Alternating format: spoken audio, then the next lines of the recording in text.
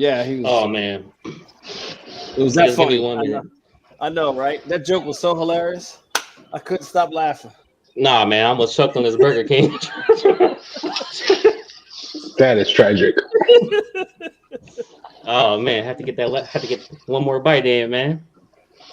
Oh man, What'd you get, man? Was it the Whopper? Was it the what was it?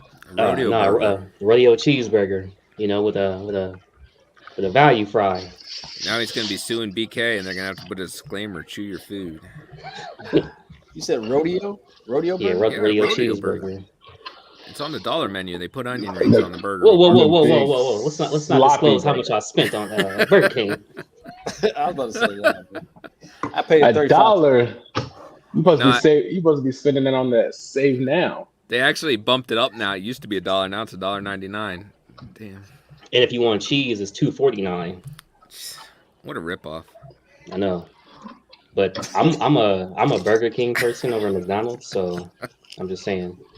You're a Burger King over McDonald's. Have it your Yeah. way. Yeah, I mean, I'm Burger be King honest. over They're McDonald's. both trash, but Yeah, I'm gonna Checkers. clog my arteries one day at a time. Keisha said Whataburger. He's from Texas. Look, I've had hey, Whataburger. I didn't know what Whataburger was until I moved to Texas, and I hate it. My Oh, wife you're loves from Whataburger. Texas? I thought you were from Texas. No, I was living there because I was stationed there. Oh. Yeah, Where you nah. I say all over, but I was born in California, but I was raised like my teen years in Alaska, in Anchorage. What Yeah. the hell?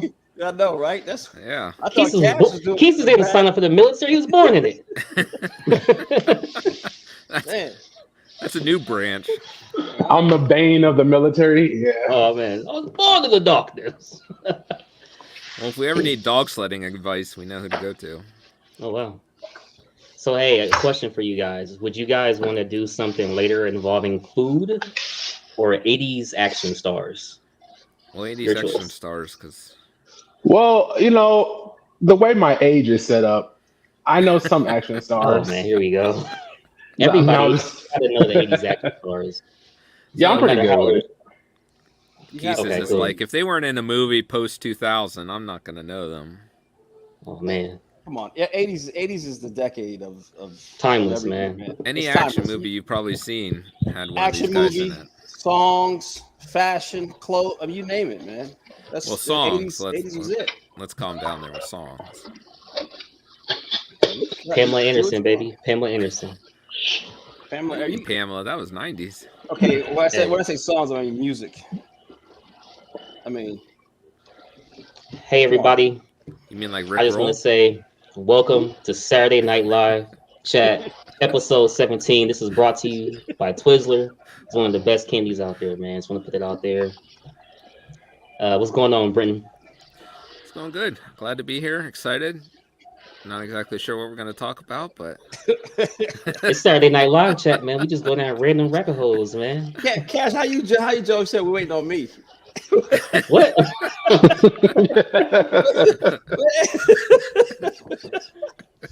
Hey, I'm just saying, man.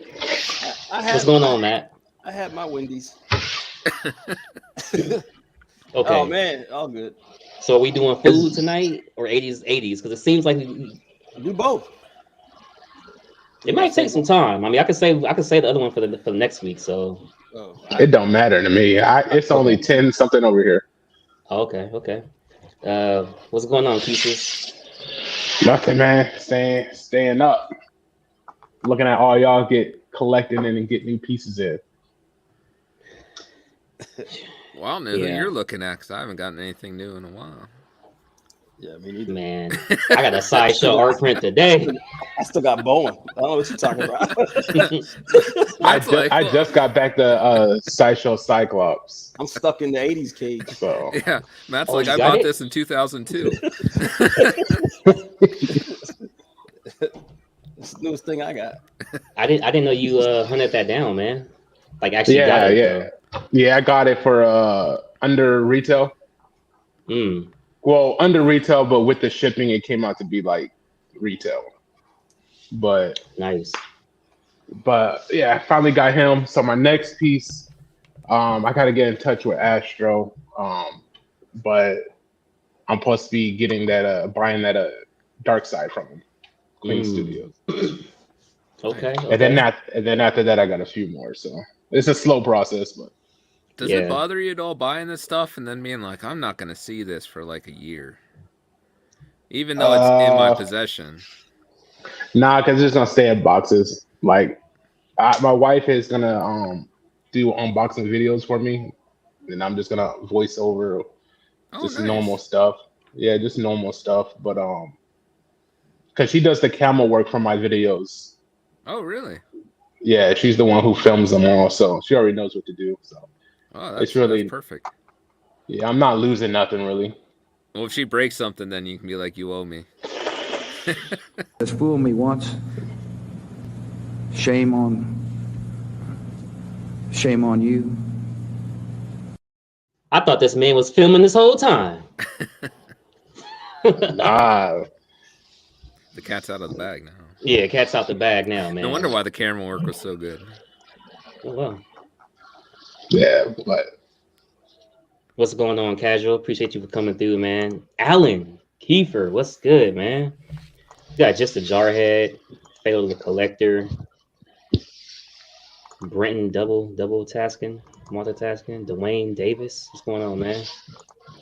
Late Night Trip.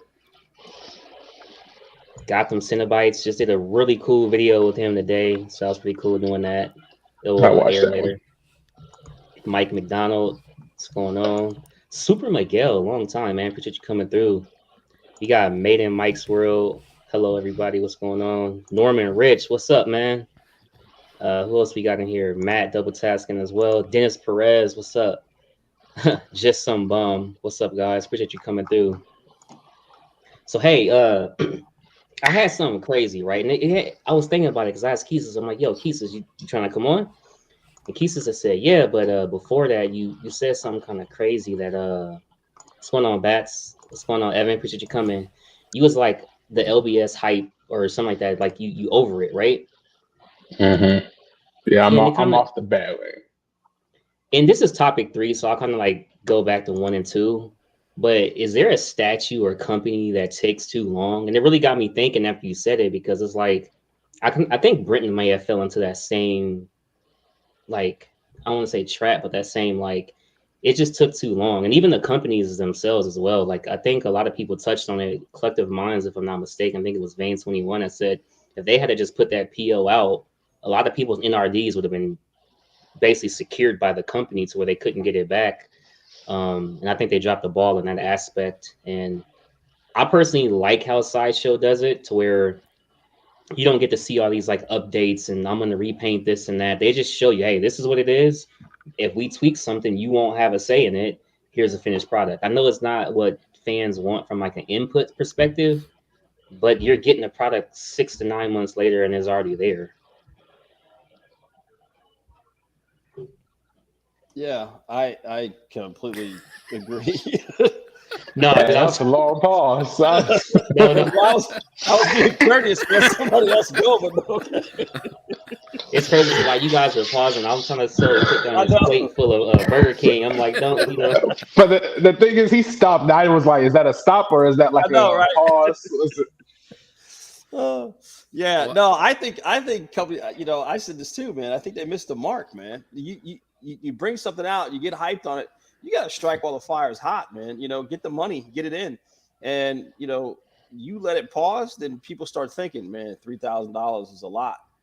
Although, you know, it's a dope stat. That LBS Hulk is really dope. Mm-hmm. And then what's going to happen is people are going to want to try to get it once they see it. You know, I think so. That's a good thing, and it's also a bad thing. But you know, those who plan to fail, those who fail to plan, you know, plan to fail. But I do think that they did miss their mark as far as a company's concerned, because I think they would have had more people PO in the statue on the hype. Whereas now you let people think about it. You let people think about the money. You let them look at their situation. And then what happens with us collectors, we always think we'll be able to pick it up down the road. So we're like, you know what? I need that 3K right now. Let me or what is it, 900 to deposit it? Yeah, Something too like much. that. Something like that. 8 or 900. Yeah, if Which- it was like a $100 deposit, $200 deposit, jokers would be jumping all Yeah. over it. But when you're Yeah. asking somebody to drop 900 for something that's coming out in over a year, you know, it's like, yo, I can hold on to that for now. Well, that's what I don't understand lately between like LBS and Queen. Why are their deposits so high? Like that new Queen quarter scale Hulk. You know, even the green one that's the lowest price out of the three, 1370, your deposit is still like 450. Like what happened to Yeah. the days of putting down 10%?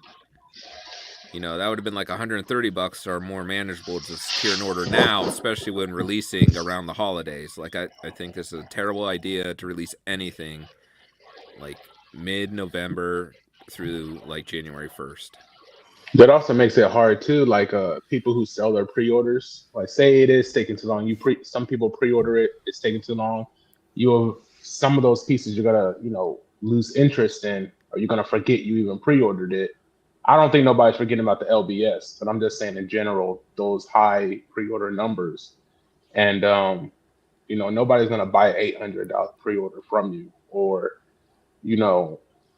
somewhere along those lines. But for me personally, the only reason I do think LBS took too long, because like Matt said, I really did sit on it. And I'm like, man, that's like $800, $900 coming out of pocket now for this pre-order.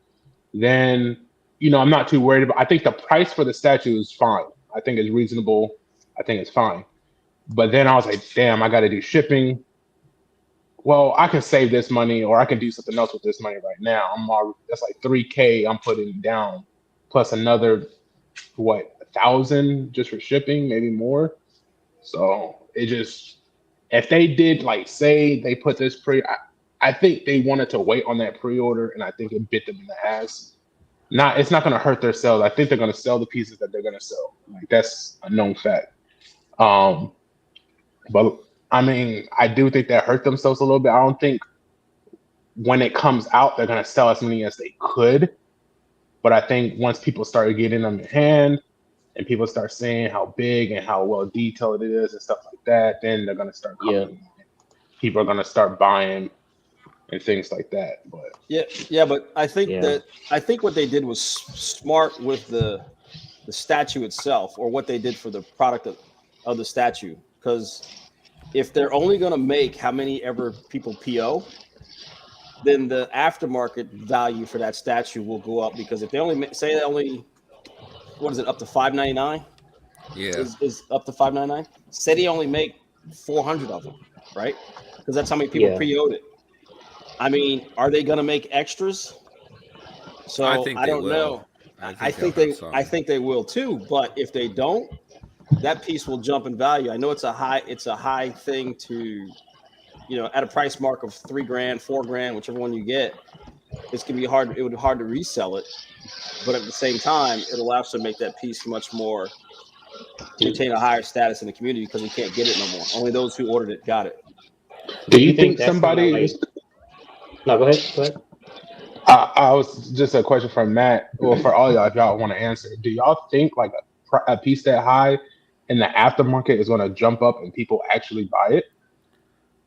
I don't think so. I think the ceiling's low on that. Like you're not going to get that much more out of people. Especially look at the time we're in. People the average collector. You're not going to want to spend $4,000 for that Hulk now, just for a single Hulk. Yeah, but that's the times we're in right now. Who knows what the times are going to be next year? And the thing about it is, I don't think it's going to like double in price. Like I don't think it's going to be a $8,000 statue as soon as it comes out. But like you just said, Keesus, you'll wait to see what it looks like, and then suppose everybody gets it, they see what it looks like. It's dope. It's everything that they thought it was going to be. Now everybody wants it, but guess what? Not everybody can get it because they only made the ones that PO'd it. But what's kind of crazy is, do you think this kind of goes back to having to rely on a distributor? Because if it was up to LBS, I think the PO would have been up 2 months ago. And I think that's what Ant is talking about with this. I think it's XM's fault. I think XM wanted to like take some more time, obviously push the ES numbers up a little bit higher than what LBS intentionally had them set at. Yeah, I mean that's a good point. Maybe this is probably more XM's fault. LBS probably they were ready to go with their ES sets already. The price was already set, and they're probably like, "Let's go." And then XM's like, "Hey, no, we're not going to do that." Well, you got to remember, you got Maestro. Maestro dropped right before the LBS halt, so XM wants to put out Maestro, and they were trying to push that. Now all of a sudden, you have something that's going to come in and usurp it. Because everybody's now thinking, well, I like this Hulk better than I like the Maestro. The Maestro's weighs too much. The shipping's going to be much. So that kind of like tank. That's why they hit the pause button on the I think on the LBS Hulk, because they had something coming underneath their Maestro. Yeah, that actually makes a lot of sense. I think what I'm thinking now, though, for future LBS projects, I do think this hurts them in a way, because I doubt any other character they're going to do is going to have this much hype behind it. Like when that Hulk was first being teased and then introduced, there was a point where people didn't care how much it cost. People were ready to pre-order it as soon as it was teased or first introduced. So I mean, we've seen the Iron Man, we've seen the Venom, the Thanos. Like, there's no hype really. They're being overshadowed right now by the Hulk. So I do think in a way they missed this mark, as Matt was saying. But for future statues, I think that this hurts them in a way too. Well, look at what else hurts this whole thing is in this delay from August to when it finally went up for PO. Look, Queen's putting out more. XM's putting out more. Sideshow's putting out more stuff. So, you have all these people competing for your money. You kind of got to get in there as quick as possible and secure as much money as you can from collectors, or you're probably going to miss out. Yeah, I agree. Yeah, you're right. Excuse me. Yeah. So this topic right here is specifically with all this BS going on. This is the answer Brenton from earlier. Topic number 1, holiday sales, Black Friday / Cyber Monday. I was talking to Buck, and I was telling Buck, if you go on Sideshow's YouTube page, they're going to do like a Cyber Monday thing where they're going to go live, do like the HGTV type selling thing or whatever, and do all the ads and like 5-minute flash sales. And last year they did a couple of things where there was a couple pieces that were sold out, but yet they had a few of them, I guess, whatever, and they were listing those for a little bit cheaper. And I think it's cool and all, but I also like how Best Buy, Walmart, Target, wherever you shop at, does it where it's like, yo, it's Thursday, it's Friday, here it is online. You have until Sunday to buy whatever you want. And I don't like having to wait.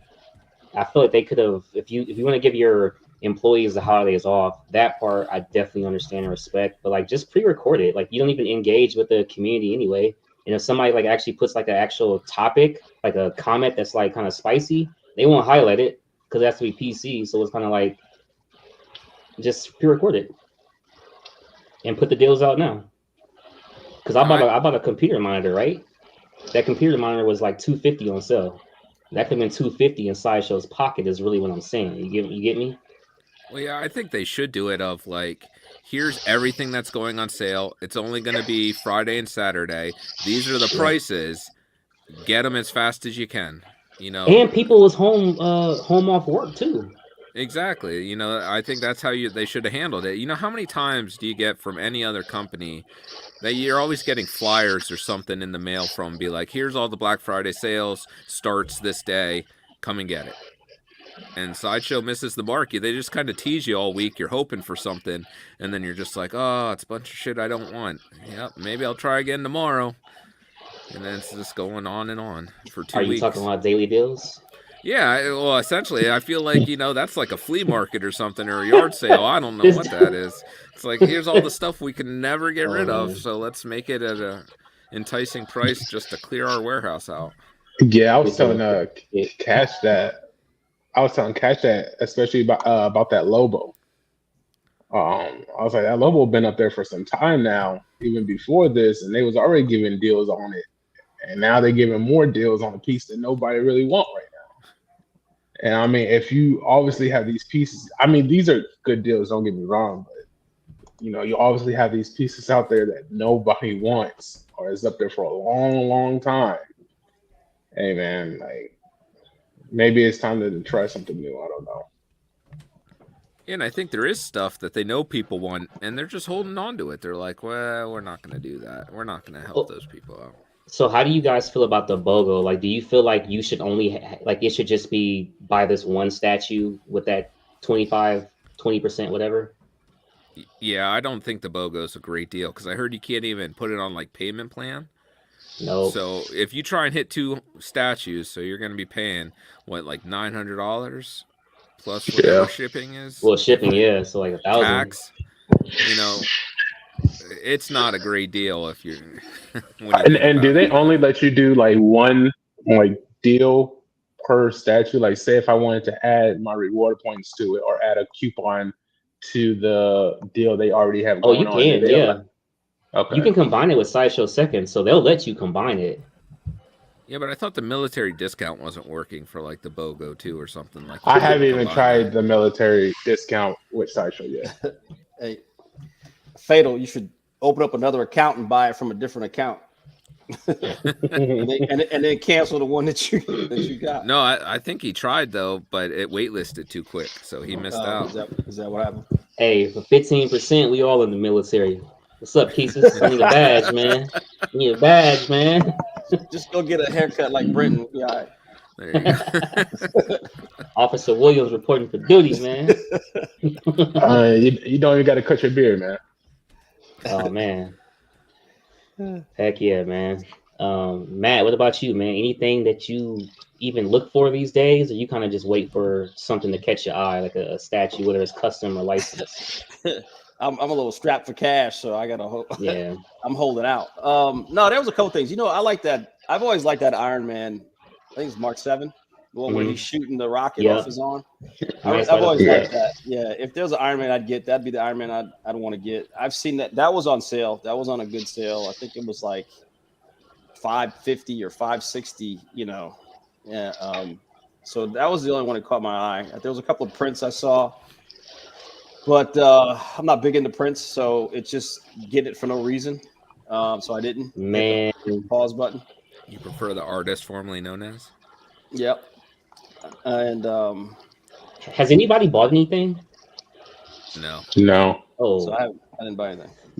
I've been saving up for other. I've been saving up for other companies. Yeah. Oh wow. Yeah, you know me. I'm in the custom game, so. See, that the group won't say the name of the group, but they had that Black Panther like 10-20% off, something like that. Yep. I think. That was a good. Yeah, I saw that too. Yeah, but again, you didn't, and that's the trap that we all fall into. Are you really want that piece? Or you just getting it because it's on sale? You know what I mean? And that's the thing that'll get you in trouble. It's a piece that you like, you want, but yet you if you haven't gotten it by now, you really didn't want it. You're just picking it up because it's on sale and it's a cool statue. Damn, deja vu. Talk about this. And then you'll end up down the road trying to sell it, man. You know what I mean? What the Cash is That's so tacked right now. what's going on with me, man. Literally, with two pieces, man. Yeah. No, Cat, she got to save up for that Predator. Oh, hey, that Predator is coming home, no doubt. From the moment I saw it, I said that's coming home, man. But speaking of selling stuff, if anybody's interested, before I forget, I got Taskmaster exclusive for sale. I'm letting it go for pennies on the dollar, man. So if you want it, just hit me up. Sideshow right now. No, I'm sorry. Oh my god, this guy. $100 shit. $100 shit. No. You're right. Cash is like, if you buy Taskmaster, I'll give you $50. Yeah. Right. But you'll pay $700 in shipping. And I'll send you a rodeo cheeseburger. I just want a tank of gas and somebody can have it, man. I'm trying to get rid of this Taskmaster, man. No, I appreciate it though, man. So last topic I got for y'all, it's kind of a spicy one, man. And I think a lot of people really need help with this one. And this is when what type of display is your preference? And I want to like really like dig deep into this because I've heard this happen like multiple times, right? And more recently, but like for whatever reason that was, it's kind of irrelevant. Um, you ever be on stream and like for example, how we saw the comment where they're like, "Oh, Matt, all you have behind you is wine bottles," for example, or like I'll sit behind. Sometimes I have like a blank wall and it's like, oh, that's all you see. So like, we need to see that you're an actual collector. Do you feel from a perspective of like being on camera, people have to see my collection? But then on the flip side, when the camera is off, do you feel like my display preference has to be a certain character, a certain brand, such as Marvel or DC, a certain size, 1/4, 1/10? Like, what do you feel like is actually the best for yourself, for the I have a public as question. well as yourself? Yeah. I have a question. So, are you talking about display like us on camera right now, Yeah. or Both. when we make review videos, or just by ourselves? Yeah, like you on camera, All of like it. obviously not right now, but like you on camera, do you feel like you have to have something in the background so people know you're a true collector? And then when the camera's off, what's your personal preference like as far as what you collect? No, I don't think, because we know we collect. If that makes sense. Like if we're on your live or on Casual's live or on anybody's live, they know if they're watching that live. The people on the panel, we know they collect. Like we know we might not know how extensive your collection is. We might not know if you mix scales or shit like that. I don't really think it matters. but but we know Get we your collect, Todd like McFarlane on this point. Go ahead, me go. I'm being in sorry. this room, me being in this room right now, like y'all know I collect. Y'all know that, oh, he has a collection, We don't believe but it I till we don't. get the 15%. Yeah. Then we'll believe it.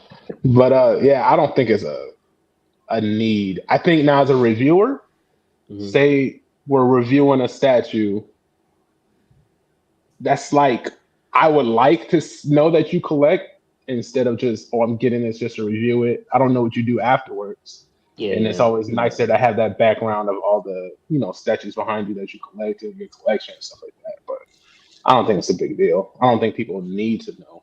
I think So it's hard on live shows when you're talking about something, you're giving your opinion on something that was yeah. probably shown, and then it's inevitable. That's the You get opposite of like, what Keith just well, said. exactly, because I feel like someone in the chat always comes through and they're He's like, like, you know "Oh, me, you know who I am. I connect. you don't even." Brendan. How can you give an opinion on something and there's nothing behind you? Like, do you even buy statues? Well, yes and no. I'm gonna agree with Keesis on this one, Brenton, because All the right. simple fact of as soon as you start talking, you either know what you're talking about or you don't. So, and a true collector will know if once you start talking, okay, this cat knows what he's talking about. So then you just your words and what you speak, and if you're in the game, you know what's going on. People will know that you have some credibility. You know what you're talking about. That you're a collector. I remember Cash. You remember back in the day when we first started streaming. I had what I have behind me, a fish tank. Oh yeah, I fish mean, tank and a upside down Christmas tree. I mean right? I know we just hung it up the other day too, man. Oh man. I thought about that stream too. Yeah, I had nothing related to statues at all. But when we were talking, the content of what we were talking, the reviews and the everything that we were saying, you could tell that everybody knew what they were talking about. So I think that now as far as me having a display, I mean, yeah, right. Look what I've got. I did put the Bowens back there because that's actually where I keep them. I'm behind my bar, and that's where I've got a couple of these pieces. But I have, to answer his question, my statue room's over in the other where I keep all my statues is in my statue room, and I've got a couple pieces scattered throughout the house. So as far as display purposes go, no, I'm not streaming in my statue room. I could, but I don't know. I just don't. So, but it does help when you have the stuff behind you. I remember we were on a stream I think it was Club, John, one of John's streams, and one of the guys in the chat said something about my my statues, or I had more bottles than I had statues, and you know, it's a lot of times it's not how many statues you have, but it's what you have. You know what I mean? And that's another thing. That's why I said, and that's why I said for me, I don't think it really matters because like if you have Superman Hush, or you just have a line, the Hush line, or you just have the Samurai line.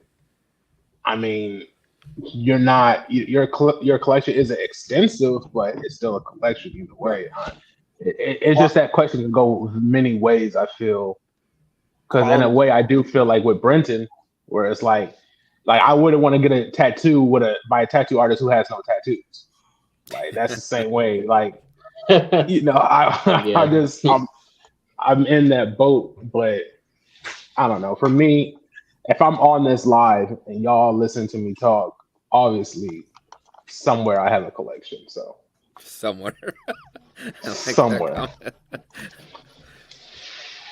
Yeah. Yeah, a lot of times it's quality, not necessarily quantity, too. Yeah, I agree.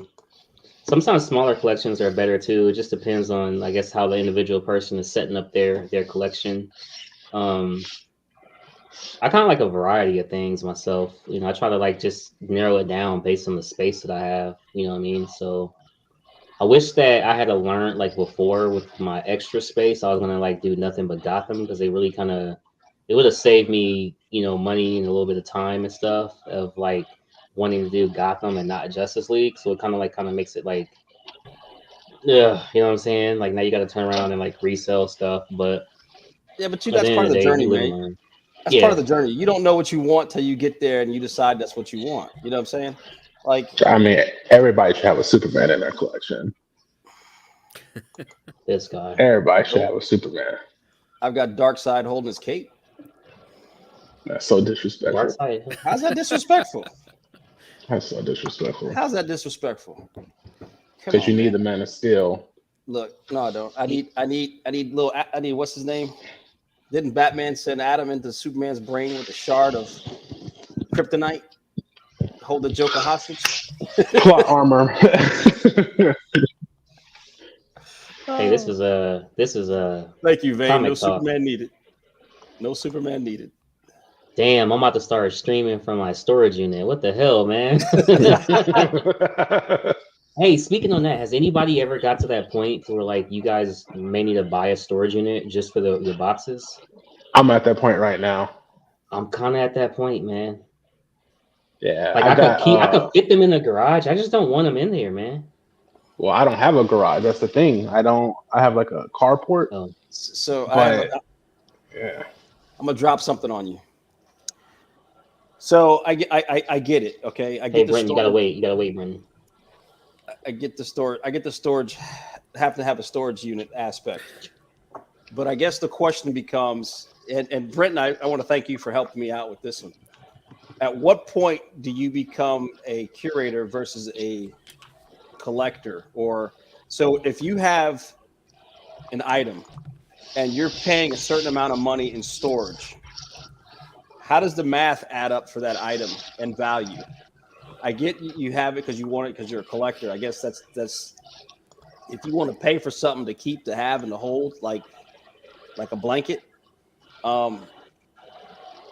But is the juice worth the squeeze? If you're paying X amount of dollars for your collection and you're not showing it, you're not displaying it, what's the end game?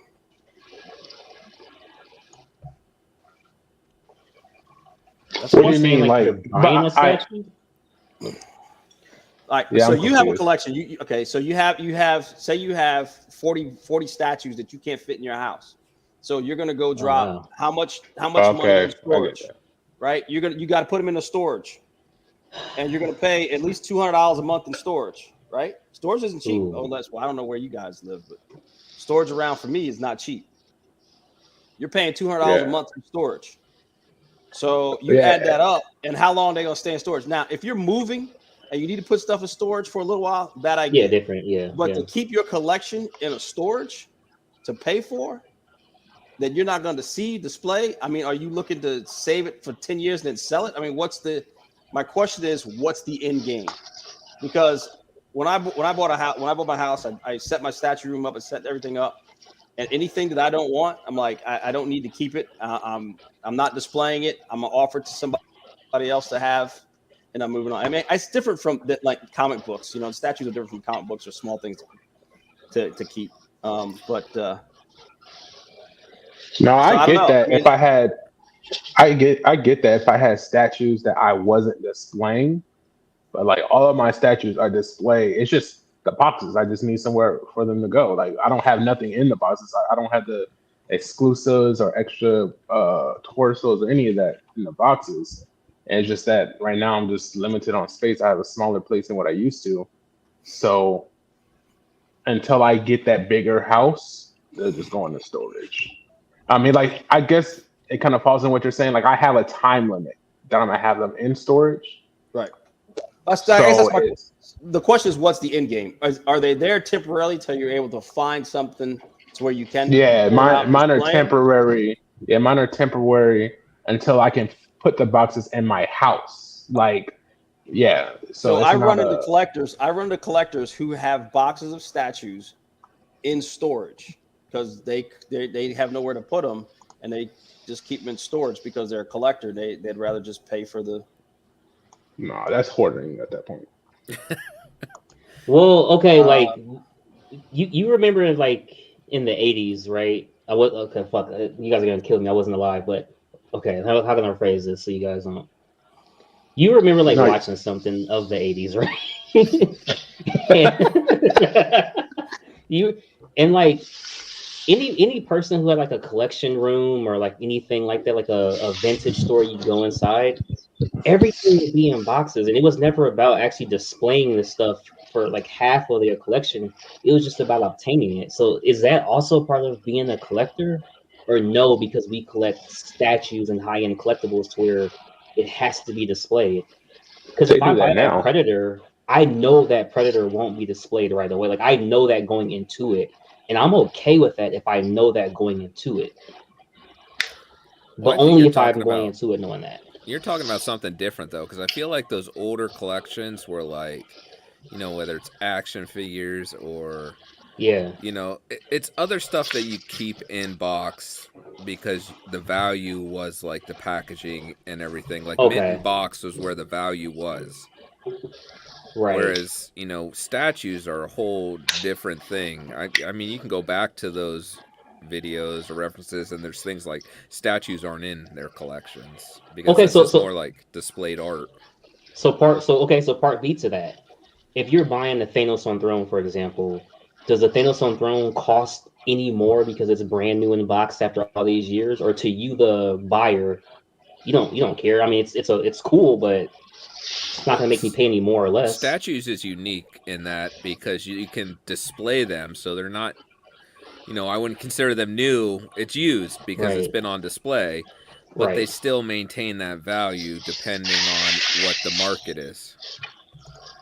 So, that's when I came in.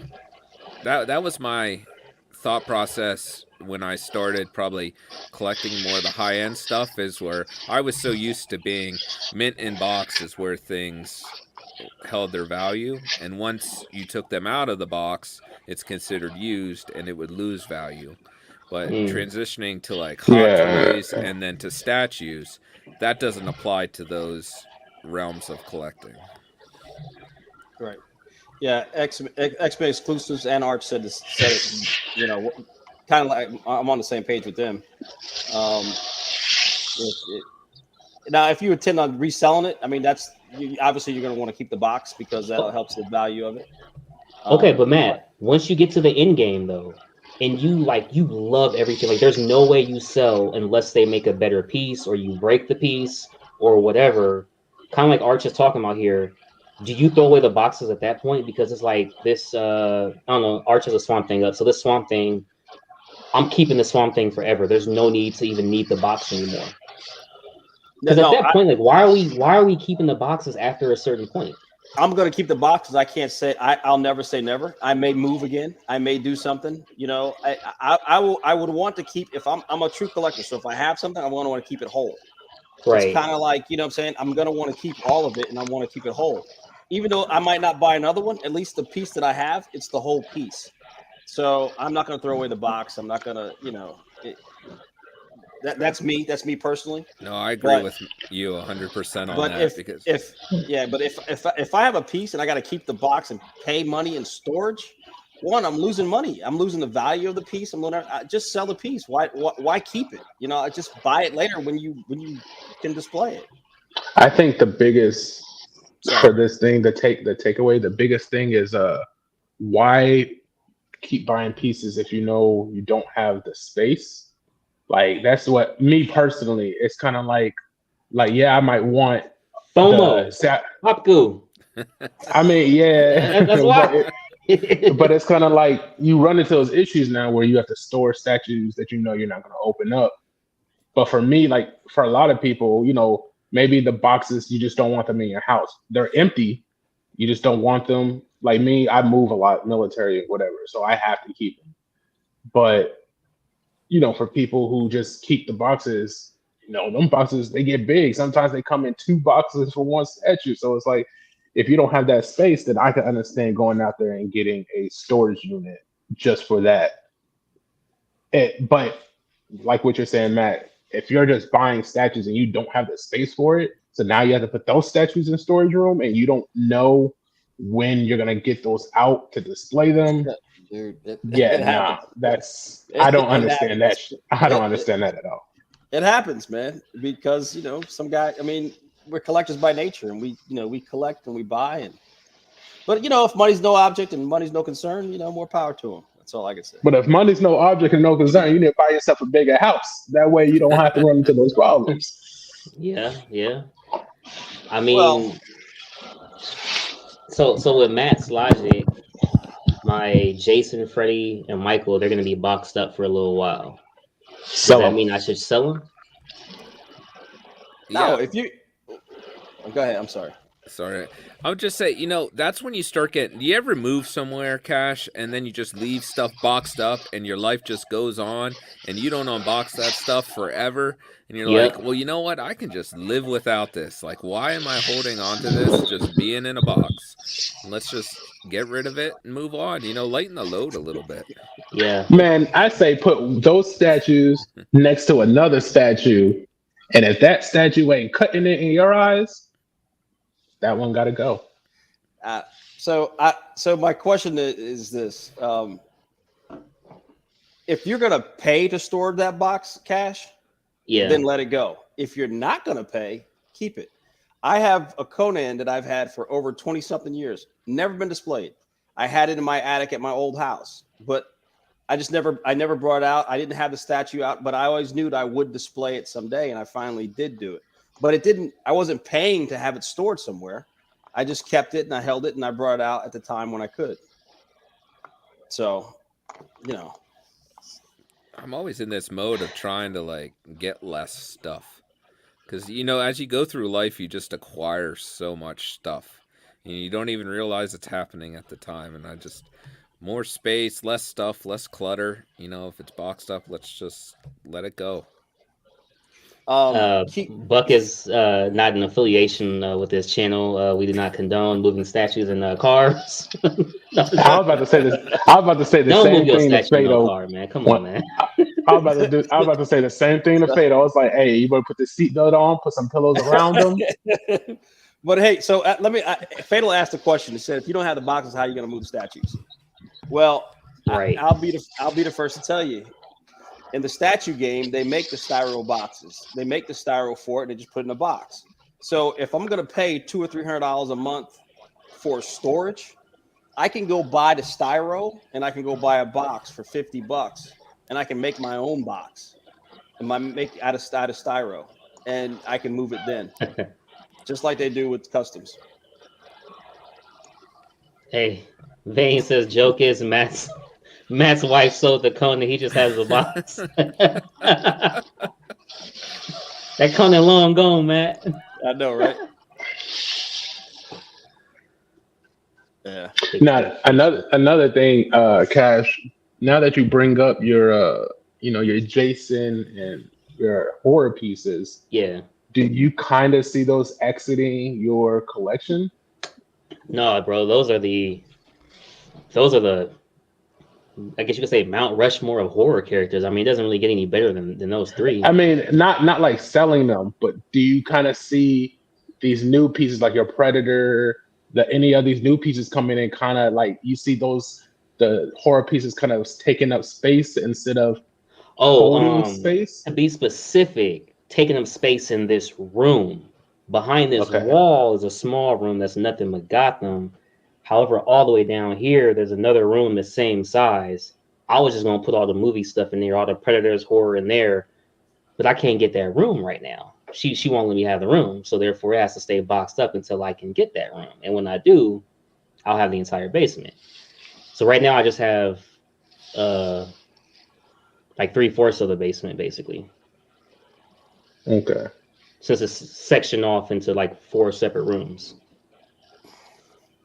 So I want to answer Arch's question real quick. Yeah. Hey, so Arch, I got a great example of that. For a long time, I really wanted the Chronicle Collectibles King Conan, right? I'm a big Conan guy, and that was actually a piece that I really, really wanted. However, I look at that piece, I'm actually glad I didn't get it because I feel it's dated. And I feel that some of the stuff that's out there now, I don't know I think it's a piece that can still stand the test of time for some time. However, I think there's other pieces out there that I would rather have than getting that statue.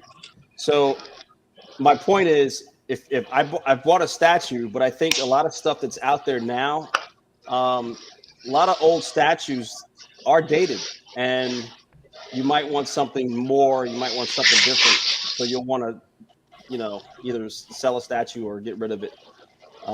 Yeah, I don't agree with Arch's statement completely. Right. I agree with it somewhat, but yeah, it's just if you could lose interest in for whatever reason. Like it has nothing. I think the way collecting in general, like if you collect cars, well, cars is a little different. But if you collect like just anything, you can lose interest in it very fast, where you might want to update it, or you might want the newest of that same piece, or it just changes. Like if they like the John Stewart I have, if they made a better one, it's not me losing interest. It's like, okay, same character. To me, it's better. I'm gonna get that piece.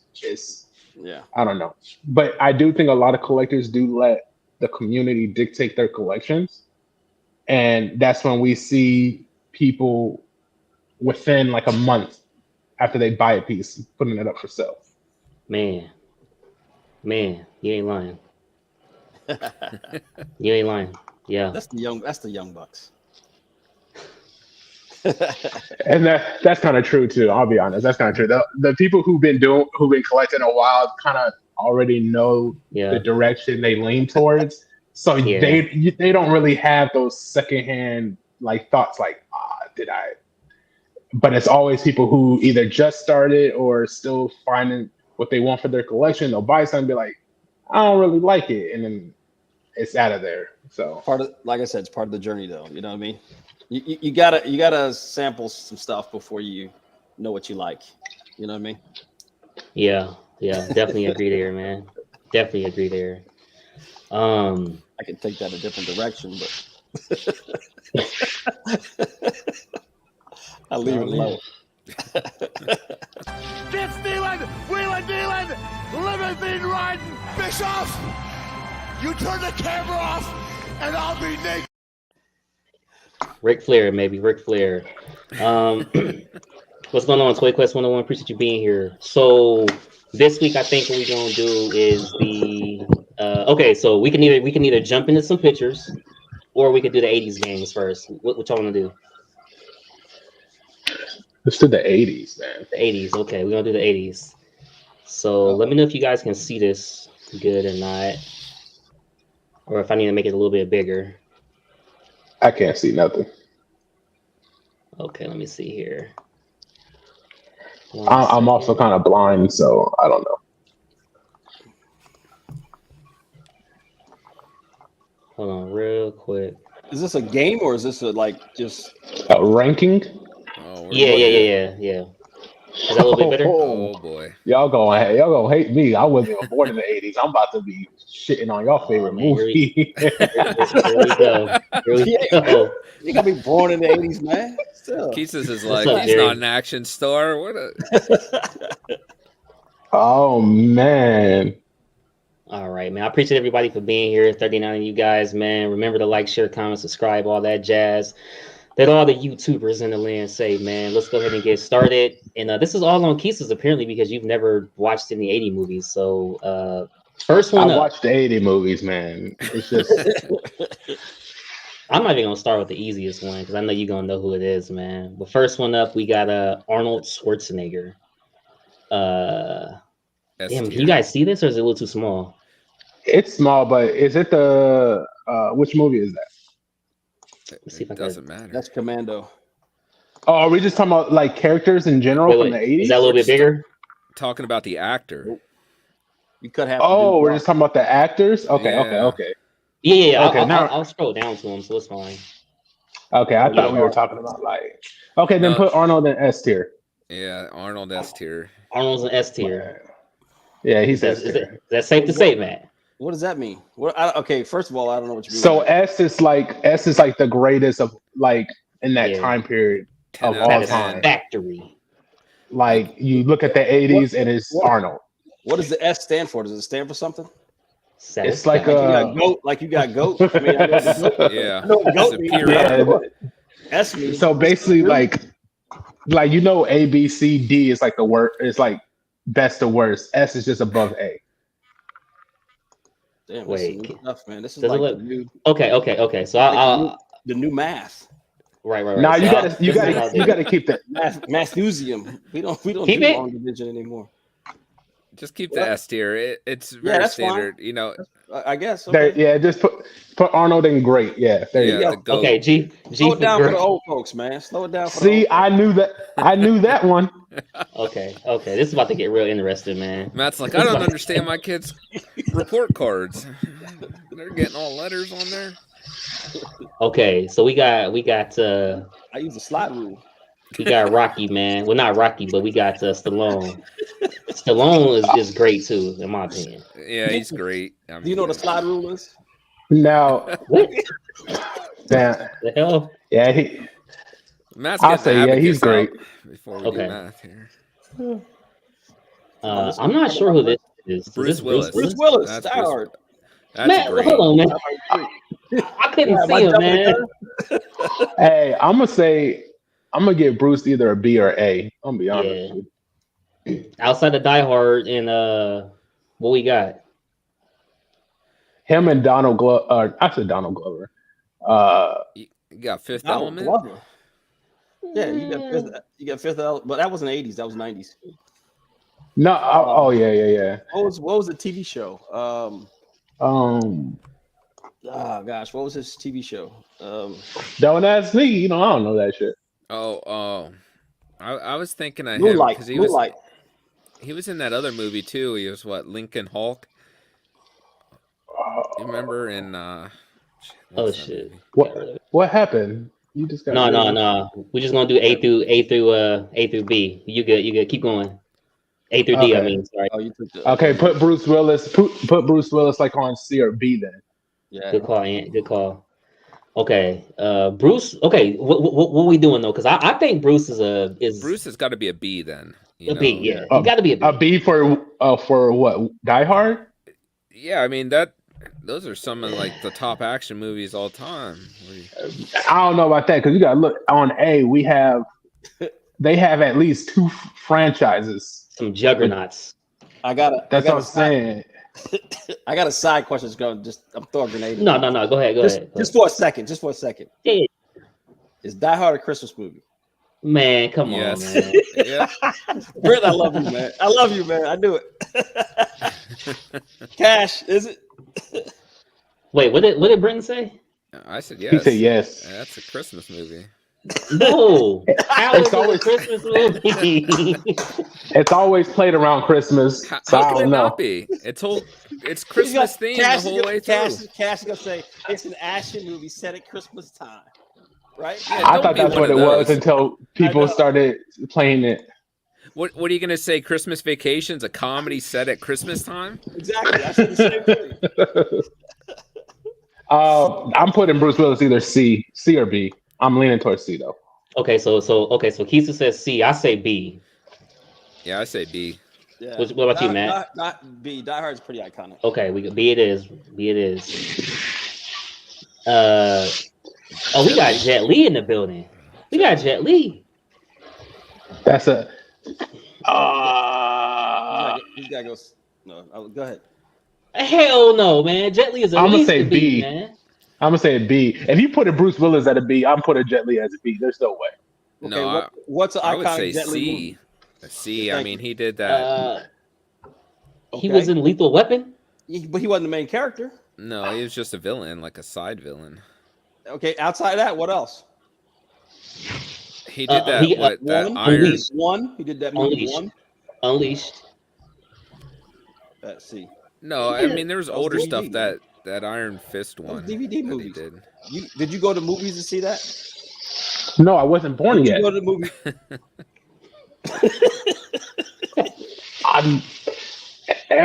Everything I saw was DVD. All these movies were DVD for me. It was either TV or DVD. Yeah, so Matt, So we weren't there, all Matt. We these weren't movies, I love I how wasn't here. he skipped over VHS. He's just saying straight to DVD. He didn't even have a I VHS know, player. man. I know, right? Oh, I had VHSs back in the day, but no, I watched these ones like you didn't go on to TV. Blockbuster. You didn't go to Blockbuster. No, yeah, we went to Blockbuster, but I wasn't looking for these movies. He was still renting Disney movies at that time. I really was. It was Lion King and stuff around there. You didn't get charged the extra $1, man, because you didn't rewind it. No, that's my mom that got charged, not me. Okay. Jet Li has to be a C based Jet on Li is a like. C then. Yeah. Okay, Jet Li's a To C. me, I would say that's- with his American. I just find films- that that's so disrespectful for someone that you put I Bruce say a B. Willis I say a B. that you put Bruce Willis as a B. Die Hard is iconic, dude. Sorry, Yeah. man. Oh my goodness! All right, that's fine. Yeah, give me a line from a Jet Li Nakato- movie that right. people say. Exactly. I was gonna Okay. say And the that's- subtitles wrong. and that's what it makes. Yippee-ki-yay, mofo. Come on, man. Now I know I mean, what I a could TV give you dinner a- feels like. He was a man of few words.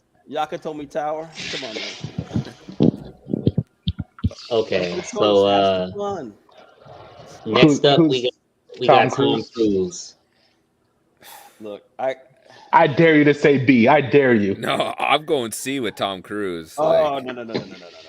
Go ahead, Matt. So, Go ahead, Matt. Go ahead, Matt. I gotta. let's hear it. Hey, put Bruce Willis down at C, man. This is- Convince me Tom Cruise is in more action movies Okay. or more impact than like Bruce Willis. Okay, oh, that's easy to do. I can do that. Okay, so I'm actually debating whether or not to put him on an A or B. I can't put him with Arnold. I can't. However, what's up, John? What's up, John?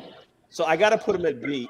But Tom Cruise, if you look at his work, if you look at his history of his work, dude's done Top Gun, Risky Business, all the MI3s, all the Mission Impossibles, Jack Reacher. I don't mean no harm. Tom Cruise has earned his right. The dude, and he's still making movies. Yeah, but There's they're another- not good action movies, most of them. Are you serious? Are we only talking action movies or just movies general that they've done in the 80s? No, this Listen, is supposed to be movies. Look, This is 80 You Good stars Men? right here, man. This is You 80 Good Men? stars. Oh, okay, so it's not just action movie; it's just everything. If we're talking about everything, whole Tom Cruise needs to be an A. He needs to be an A if we're talking about everything. Yeah, I mean, you look at all the Tom Cruise movies. I mean, he's done a lot of movies, and he's been good in all of them. What was the movie where he was a lawyer? The Firm. Come on. all right. Brenton. So The Firm let's was go good. back. We need better criteria here of how we're placing these people because I feel like it's a movie. We can't target go right back. now. Arnold and Stallone are at Well, A. Like, there's no It's in debating the that. 80s, yeah. I mean, but Are these I movies think- they just made in the 80s? Oh my God. Well, you have these actors that have been acting for 40 years. I mean, where am I going to put them? What decade am I Look, putting? nobody counts Michael Jordan with the Wizards. Like, what are we talking about? Right. So he's talking about his prime or whatever. So Yeah, but Matt's counting Top Gun Maverick, and then Top Gun. Top Gun original. That's 30 years. I mean, Top Gun original. It wasn't in the 80s, and that was big. Yep. Okay. Full disclosure: this game was thought of 10 seconds before the stream started. Great game. I love it. It's a great game. You know, do I count him jumping on Oprah's couch? I don't know. Hey, my man was excited by his lady, man. What can I tell you? Now, what other movies did he do in the 80s? The Color of Money. Taps. Dude, Taps. You guys remember Taps? Jarhead. No, I don't remember that. You're in the military. You don't know Taps. Not at all. I think that was one of his first movies. I've seen Legend. Yeah, Blackbird. Okay. That's a good one. So, okay. We have the actor. We're saying they were as big as they were in the 80s. We can just include the 80s, or if you want to include the full catalog, that's fine too. I don't think Tom Cruise is an A, personally. If we put full category, then Arnold and Stallone are not A's. If we put full category, No, if we put Tom, oh god, put Tom up. I agree. Put Tom up. I'm looking at his body of work. Okay. Risky Just Business. in the 80s. What's up? Are we just looking at the work they did in the 80s? Hey, listen. Yeah, just the 80s. Taps was big. Top Gun was big. Risky Business was Okay, big. that's what we'll do. We'll just do what they did in the 80s. And just Okay, then Jet Li needs to be like a D, because I don't even think he was What doing movies in the Yeah, 80s. he's 90s. Yeah. What the hell, man? You might as well just throw him out. It doesn't make sense Hey, because you said that was a sandbag, Britton. You sandbagged. That's all that was. You know what? Just take Jet Li out. Just take Jet Li off the list. Cash, he set you up for that. He looked wait. down there. Why is Will Smith here? Is this Will Smith? What the hell? I can't see. Yeah, that's what. Cash, what pictures are you putting down here? Will Smith shouldn't be here. Yeah. How you just gonna put him in D? He just shouldn't be there. He slapped too many people, man. He lost his A, B, and C. He's banned from this game like he is from the Oscars. Okay. Hey, he's got 10 years to cut. So are we putting time. Jet? So we're talking about just the 80s. Was Jet Li in big movies in the 80s? Jet Li No. wasn't. He's like you. He wasn't born, man. Then Jet Li. All right, needs to be off the okay, list, guys. too. We gotta figure this out so we can move this along, man. I think we just look at the character, Leave him up we just there. give our grade, and we just Leave keep the it character. going, man. You know what? I think we limit it to action movies. Their action movie catalog of each of Perfect. these stars and rank them by action movies. Their impact in the action category. Are all these people? I'm about to bring up the action food movies one. on this list. I'm about to bring up the food one. We can't argue McDonald's, man. Nah, I like this one. Let's just narrow it down. Let's just go on with the list. Keep going. Okay. So we got Apollo, aka Carl Weathers, right? Yeah, Yeah. he's B. No, I'd Oh, say wow. C. He did Predators, bro. He did Predators. Yeah, He but did he was He a did side character. Predator. He did one action. Predator as a. He did action. I mean, he was a side character on freaking Creed. I mean, yeah, or not Creed, Rocky. fucking Rocky, wasn't he? Yeah, but he was right. He was Apollo Creed. But it's so iconic. You know what I'm I saying? say So B. iconic. I say B. D. No, I B. I say C Ooh. for him. Apollo Creed needs to be a C. He's I say a C as side well. character. Yeah. Look, we got movies based off of his legacy. Well, you got but he also did Action Jackson. That shit's just made up. You can't even use that. He probably They had had- no say in that they had whatsoever. Vanity. Action They had- Jackson. Thank you. Action Thank you. Jackson. You said that. With Vanity? Oh, come on, man. Yeah. Okay, so C it is. See C it Action is. Jackson with Vanity? Action Jackson's the only movie he survived. Let's see if we get another good one in here, man. Oh, okay. Here's a good one. Here's a good one. He didn't die and everything else. We got Eddie Murphy. We got Eddie Murphy. Now I would put him in an A. Those Beverly Hills Yeah, Cops. My man. I'm putting him in an A. There's Whoa, Matt, why you shaking your wait. head? What did he do in the 80s? I'm so lost now. Beverly Hills Cops? He did Beverly Hills. What Cop. else? Stand-up comedy? Let's see, he just okay. You didn't say that. You said action. Yeah, we We're gotta taking- stick with action. We're taking that out. You handicapped it. You got sandbagged. 48 you handicapped hours. it. No, 48 hours and With Nick Nolte, Beverly right? Hill, yeah, Nick Nolte. and Beverly Yeah, but- Hills Cop.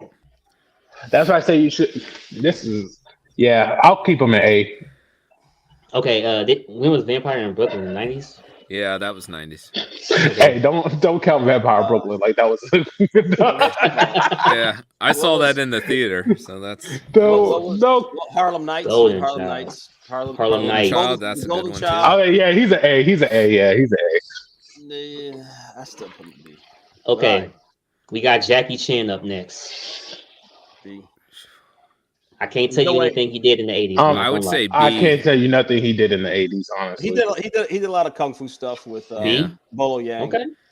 I Okay, would just say B, even though I he take didn't your hit word his for it. American stride till the Right. 90s. Yeah, But he did exactly. He was a big foreign actor. And Okay. I couldn't put him over Bruce Willis. So I mean, he did a Police Story in the 80s, and that's a fantastic movie. Shit, I don't know if I can think of any of his other 80 ones. So this is a crowd favorite, a fan favorite, if you will. We got this guy up here. who's that? I can't see. Jean-Claude Van Damme? Jean-Claude, he's gonna go B for me. Oh, man, I don't know. He's close to an A, I think, with Yeah. Bloodsport, Kickboxer. Nah, he's a B for me. They were just B movies. They weren't.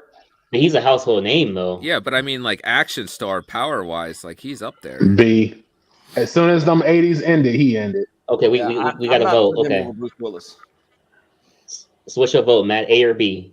B. Keesus? B. Britton? All right, I'll go with you on B. Okay. B it is, man. Does anybody know who this guy is? Which one? Timothy Dalton. He was James Yeah, Bond Timothy Dalton. Yeah. in the 80s. Okay. Late Oh, 80s. then I'm gonna go D because I didn't know there was somebody past Pierce Brosnan. He was before. He was before Pierce Brosnan. Oh my gosh. It has to be a D, man. We don't know who it is. It gotta be a D, man. No, but his Bond movies were some of the best. You know, they were did good two. movies. He wanted to. He only did one or two. I can't tell He you did how two. Queen He Elizabeth did, ruled in the beginning, A man. View to a Kill Ah. and shit. You got two D's already, man. What you rating? The Matt? Living Daylights. I think he did. Yeah, that's right. Living Daylights. All that, and he's still a D for me. Yeah, he didn't make it. I mean, he wasn't. He did some other stuff. TV. 3Ds written. All right, whatever. Yeah, just because you guys didn't watch those Bond movies, that's not my problem. Yeah, but Hey, he did. That's all he did. I mean, he's not like you said. Everybody does it. You say Timothy Dalton, people are like, who? You know. That's like Bro, the is this very Keanu- first Superman. Like the very first Superman. I don't know who that is. It's all right. Is this Christopher Keanu Reeves, bro? No, Christopher Reeves wasn't the first one. And Yeah, George it's Reeves. Keanu. Yeah, that's Keanu What the Reeves. Yeah, it's hell? Keanu. Didn't he come out not come out, That's but didn't he Keanu have Reeves. his You can't stride put in him the in the 90s? He doesn't belong here. Yeah. No, I Yeah. think B. I would give him Point Break. Was a great movie in the 80s. Come on, man. It's no We can't be break. basing It's this no off- I think that was hardball. I think that's 90s. Oh, is it Basis- 90s? I think That's why Yeah. that's why it's hard basing this off of one movie too. To go on B, that's crazy. Okay, Well, then we'll should leave you him out then. Should you do it? Figure this as 80s and 90s action movies? No, Okay. I mean, if you do that, Will Smith would he be an A? Yeah, but No, I wouldn't no. consider him an A either way. Yeah, Even with his and 90s you're talking action. one movie. You're talking one movie, so I don't know. I don't know if you had to do it 80s and 90s. If you got a character that crossed over, Okay. well, whatever. I mean, I don't Okay. know. Yeah. I think we just do that. I think we just take the full work, man. Because I think Keanu, though, is like 80s and 90s where you start getting Point Break and Speed and stuff. I think those are pretty solid action movies for the 90s. Full disclosure. Yeah, Next but- week's episode, this will be ironed out. No, but Brenton, you're gonna have to. That's gonna be a hard push because you're gonna look at John Wick. You're gonna have John Wick in the back of your head and forget about those two movies. When was The Matrix made? 2000? 90s? Or 99? 99? 99? Yeah. Oh, then he got Matrix too. So yeah, Keanu Reeves is up there. Okay. Johnny Mnemonic. Keanu Reeves. Okay, so we're gonna put him at what, a B? What was the one? Cash. What was the one with Time? Wait, Run Out of Time with Morgan Freeman. Was that Johnny Mnemonic? No, I Morgan don't Freeman know. wasn't in Johnny Mnemonic. I think you got to put Keanu Reeves at an A, because even if you just go for the Matrix, like I'm putting him at an A. Well, I guess because the impact the Matrix had, where everyone did bullet time for the next 10 years. Yeah. I mean, even like what's it called? His other movies in the '90s too were really good. Well, Speed. I mean, that Speed was a huge movie, if you remember. I don't know if you were old enough to rent that yet, Keesus, but. Oh wow, rent. I don't know. I got him. My grandfather had it, so that's where I watched it. Okay, so check this one out. We have this guy, RoboCop. Peter Weller. Yep. What else has he done besides RoboCop? But wait, even if you just go off of RoboCop, it has to be an A. Yeah. No, I would just go off B. of RoboCop. I'm going C. The man died, and they still couldn't let him rest. I'm going to C. Okay, so I got B. You got C. What about you, Brenton? I'm going B. Okay, 2 B's. It's on you, Matt. I got C. I mean, outside of RoboCop, wow. I think he did a Deep Star 6. Was he in that? I think he sneaks around and stuff, but mainly he's RoboCop fame. He was in Star Trek, but that was the latest one, right? That was the latest one where he when he was in Khan, remember? Yeah, I think so. He was the girl's father. Oh, okay. Oh, that's him. Yeah. I don't know. Next up, we got this guy. I'm just putting up at A. Mel Gibson. Yeah, putting up today. Putting up at A. Who is that? Mel Gibson? No, Gibbs. Hey, Apocalypto, man. He brought us Apocalypto. We're not talking Mad about Max. that. Talking about Mad Max. The Road Warrior, Lethal Weapon franchise, Braveheart. I mean, come on, that was like Braveheart was 90s. Yeah, we're doing 80s and 90s. We're doing 80s and 90s. Well, so you gotta go Mad Max, Road Warrior. Yeah. Well, Mad Max was 70s, so we don't count that one. He's an A. Count the Road Warrior. Oh, damn right, it sure was 70s. Yeah, it was 70s. Yeah. Wow. I forgot about that. You know, it was funny that they actually dubbed Mel Gibson in that movie because they didn't think Americans would understand what he was saying. Hey, I'm gonna bring this one up here. Everybody in the audience, everybody on the panel, I don't want to hear nothing about this actor. Show him some respect, okay? Show him some respect. God. We got my man Nicolas Cage. All right. C. Yeah. I'm going to B. Wow. I have a B. You have a D, Keesus. I have a C. So like, can we have an F? Nah, man. He brought us. Brought us what? Something. What did he bring us? What's so great? Raising Arizona. Raising Arizona was probably his Are you best going to tell movie. me like Face Off is probably his best action movie? Ghost Rider. Okay, Matt, what's your vote? The Rock. I gotta give him a C. Okay, 2 C's it is. He's a C then. He's a C. Okay.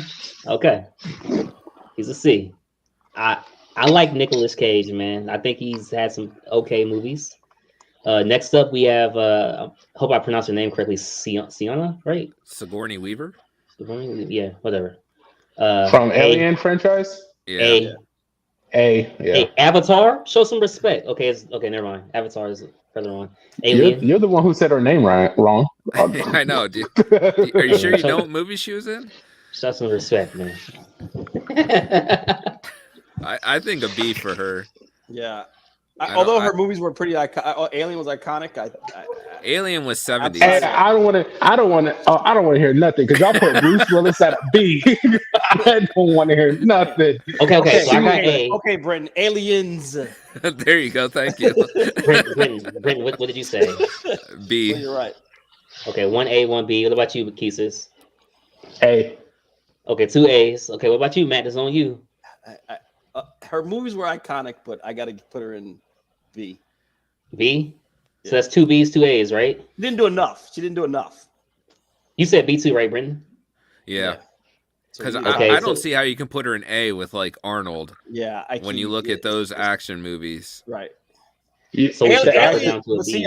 Aliens was just Aliens is, if not more iconic than Predator. She was in more than one. though. She was in. She Okay. was, yeah. She was in Ghostbusters, Alien, and you know, what else? Exactly. That's why she goes in B. All right. Okay. I mean, you can sit here and name like 4 or 5 movies from everybody else up there, but her, you can only name 2 or 1, basically. All right. I understand. You know, we got Keanu Reeves up there. Why would she not be up there? But it's fine. I mean, you got Bruce Willis and B. I just don't understand. You because of the Matrix. She got more movies. There's 3 Matrixes. But she was in. How many aliens? How many aliens movies is there? Well, there was 4, but 1 doesn't count for this criteria. So right. Yeah. Okay. Actually, and she was. Count. And Alien Resurrection was awful when she was like a clone. So I don't even want to hear about that one. That had the Rock. What about this guy here? Hey. Who's that? I can't see. Steven Seagal.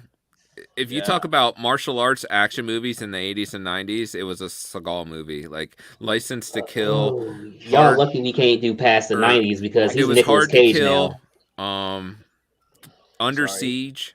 Yeah, but they were. I got to put him in B to go with Die Hard and Jean-Claude. He's that level character actor. I would say with like martial arts movies, you know, he was like top billing if there was a martial arts movie coming out. This is what I'm not getting. So you're talking about, look at all these people you have in B category, right? Right. Here we go. Do any of these movies compare to Aliens? Yeah. Action movie wise, yeah.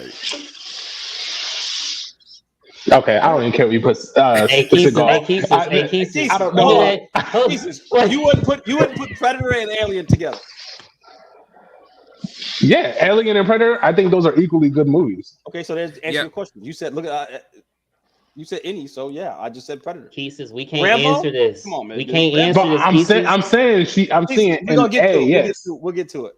All right, so Brenton, where you putting Steven Seagal? I think he deserves to be in an A for his catalog of movies. Hey, Keith says we can't answer this. You know that saying where they like you just had to be there? We can't answer this, man. We can't answer. I'm telling you, if you were watching a 90s martial arts film, it was a Seagal movie. You know, I mean, when I was growing up, I did see a lot of like him because my grandfather used to watch him a lot. But Gee, thanks, man. I would go ahead based off of just how prevalent he was and everything. Like, because there was a lot of stuff that I watched with him in it. I'm gonna put him at B. I agree. I think he should be a B. If we're not basing off of his today movies, I'm saying a B. Oh, if it's today movies, whew. No, we can't. No, we're not watching those straight to Netflix movies. Right. We're not talking about those. Yeah, I'm putting him in the B category. Okay. I'm putting him tied with Bruce Willis and Jean-Claude Van Damme. All right. He didn't carry the weight of Arnold or Stallone. Next up, you got John Travolta. I think it's an A. C. Yeah, I'm gonna go C too. I'll be honest with you. What the hell? All right, action movies, Cash. Okay. Did you see Broken Arrow? Like that's one of his action. Right movies. next. Did you see Grease? Right next. That was 70s. That's 70s. Look, he's right next to his boy in Face Off. That's where he belongs. There you go. Oh wow. I mean, you're thinking Pulp Fiction. Yeah. But what was that movie he did where his head was oh man. Face Off. That was in the 90s. No, there was another movie I thought was actually his best movie. He did Feldman 1, 2, 3 with Denzel. That was 2000s. That was older. Wasn't he the bad guy at Punisher? That was also post 2000s. He did Pulp Fiction. That was in the 90s. But that's not an action movie. Man, just think these people been acting for Bruce so Willis long. was in Pulp Fiction. Yeah. We got some heavy hitters coming up, and I don't want to hear no this and that. Got some heavy hitters coming up. All right. I gotta look up the John Travolta movie. Hold on, I'll tell you what it was. We got Chuck Norris. B. Okay, I'm gonna go with A. Texas Walker Ranger was, I mean, as a kid, that was nice. Yeah, but Texas he never Walker hit Ranger the was stardom. of those other guys. I'm gonna say C. His movie power, like what that Delta 1 or something. Mm-hmm. I forget what it's actually. What? Okay, so I'm saying. So I'm saying. Okay, so B. So you're saying a B as well? Well, I'm gonna say B because he was also with Bruce Lee and what you call it. Oh, that was before. Bruce Lee, yeah. That was before. But that was the 80s. yeah. No, never mind. I might go C with him, honestly. C. Wow. Yeah, I might go C with him. He says Lone Wolf McCade, Delta Force, Missing in Action, Invasion USA. Yeah, Okay. I'm. Okay. All right. From Paris with Love. That was my John Travolta movie. From Paris That was with also Love, yeah. over 2000. Yeah. Damn it, Come on, Matt. 2010. Matt wasted all that time. No. I know. He's like, I looked this up and it didn't even count. Yeah, Okay, so B or C then? at the time his movies were always. I don't know. I wasn't a big Chuck Norris fan. His acting was just kind of poor to me. Look, let's all agree that Chuck Norris is more popular for the memes than he is for any movie or TV show he was ever in. I don't know. I think I would think that movie. Yeah. I would think the 70s he was pretty big. He was he was an extra in Enter the Dragon. Exactly. Yeah. That's what. But that was right. That was right after he won that championship for karate or whatever, wasn't it? Yeah, that was like 1972, 73, somewhere around there. God damn, that's so long ago. Wow, you said that was some force. Hush, be still your mouth. Hey, so I'll just we have a few more, but I'm just gonna stop it with about 5 more, and then we'll we can rush through them. We can rush through them, man. We'll go quick. Yeah. We got. I won't argue. I promise. We got Dolph. We got Dolph here. B. I don't know who that is. Dolph Lundgren. He was the original Punisher. God. Rocky 4. Ivan Drago. Yeah, Rocky 4. Universal Soldier. Okay, yeah. Now that you say okay, now you say him. Man. I know. Okay. Jesus. Say his you said Punisher. I was supposed to know. He-Man? No, say what he the original He-Man? He was the he was the live action He-Man. He was the first Punisher movie. Oh man, killing me. Off of the Rocky alone. Go ahead, put him in B. You should have got your grandpapa's Playboy magazine and started watching movies, man. I got him in B as well. I haven't seen it. There's Drago, Expendables, no doubt. This just makes me feel so old. All of this whole game. It doesn't make me feel it. As you should. Oh, what's that movie? It's nostalgic. I just want y'all to know, everybody in the comments, if y'all saw this in theaters, y'all are old. No, I can't think of the guy's name, but Waterworld. Kevin Costner. Kevin Costner. Yeah. I'm going with a C. No, if you're putting Tom Cruise in A, I think he has to go in A. Okay, so 1A, 1C. An A? Yeah, I'm not gonna give him an A. I'm going C. Yeah, well, Tom Cruise, he doesn't belong there for what his 80s and 90s action movies are. Top Gun. Tom Cruise definitely belongs there. Yeah, Dancing with Wolves didn't compare to Top Gun. We got 2 C's. What's your vote, Matt? Y'all keep it at C. Well, maybe B. I'll put it B. He did that. He did. 2 C's. What was the Geronimo? He did. Was it Geronimo? What was the other Western he did?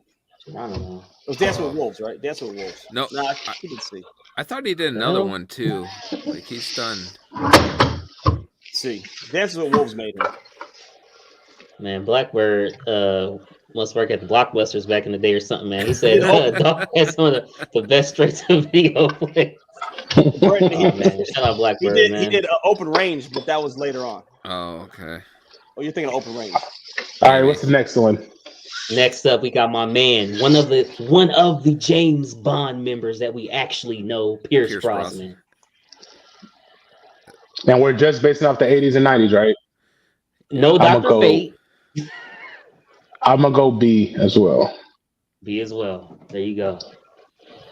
Man, I'm struggling. I think he should be C. Like his Bond movies aren't that Oh, No, come on, man.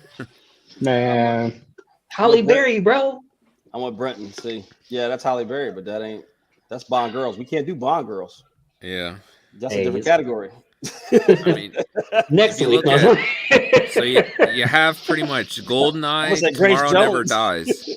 So he has 2 Bond movies because I think The World Is Not Enough was over 2000. 2001, So, right? in the 80s, he was Remington Steele. So he's got to go C for me, if not D. Yeah. If I was going to like obscure 80s, I would put Don Johnson ahead of Pierce Brosnan. Okay, so chat, what do you guys think Pierce Brosnan should be in to break the tiebreaker? B or C? While they're letting us.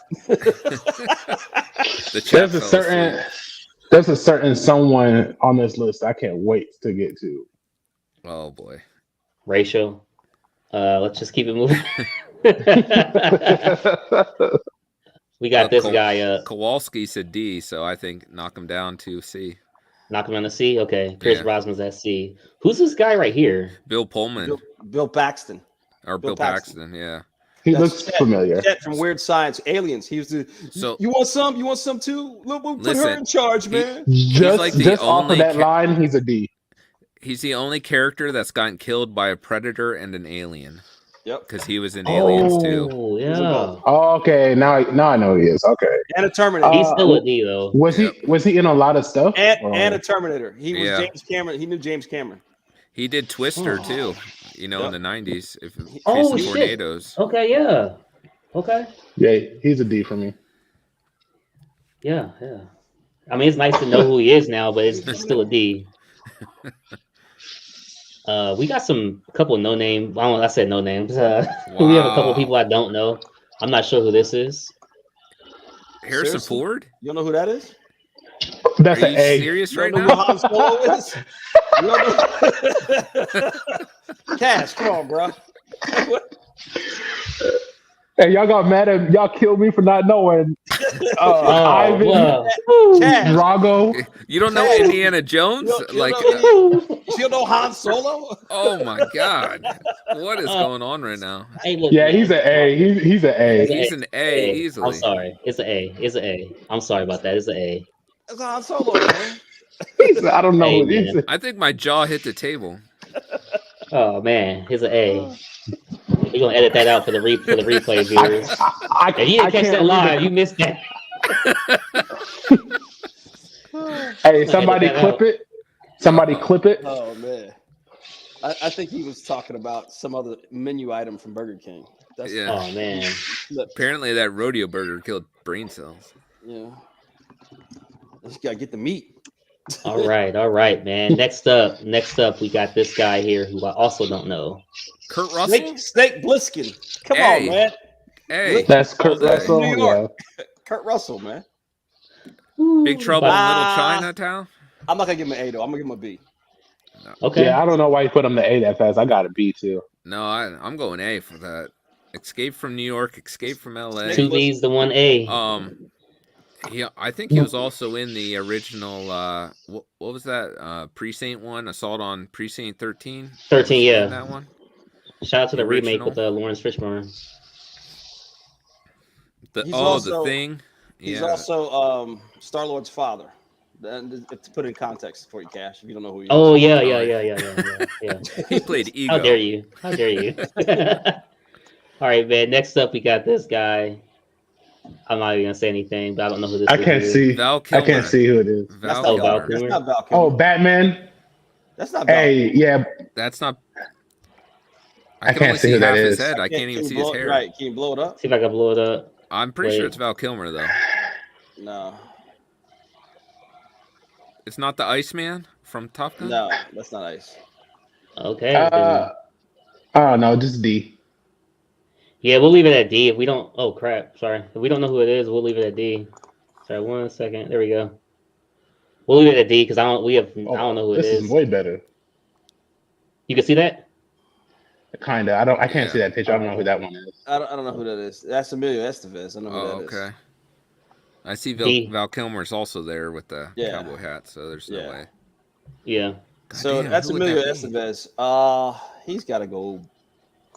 D. I mean, Yeah. Young I'll give him a Guns. C.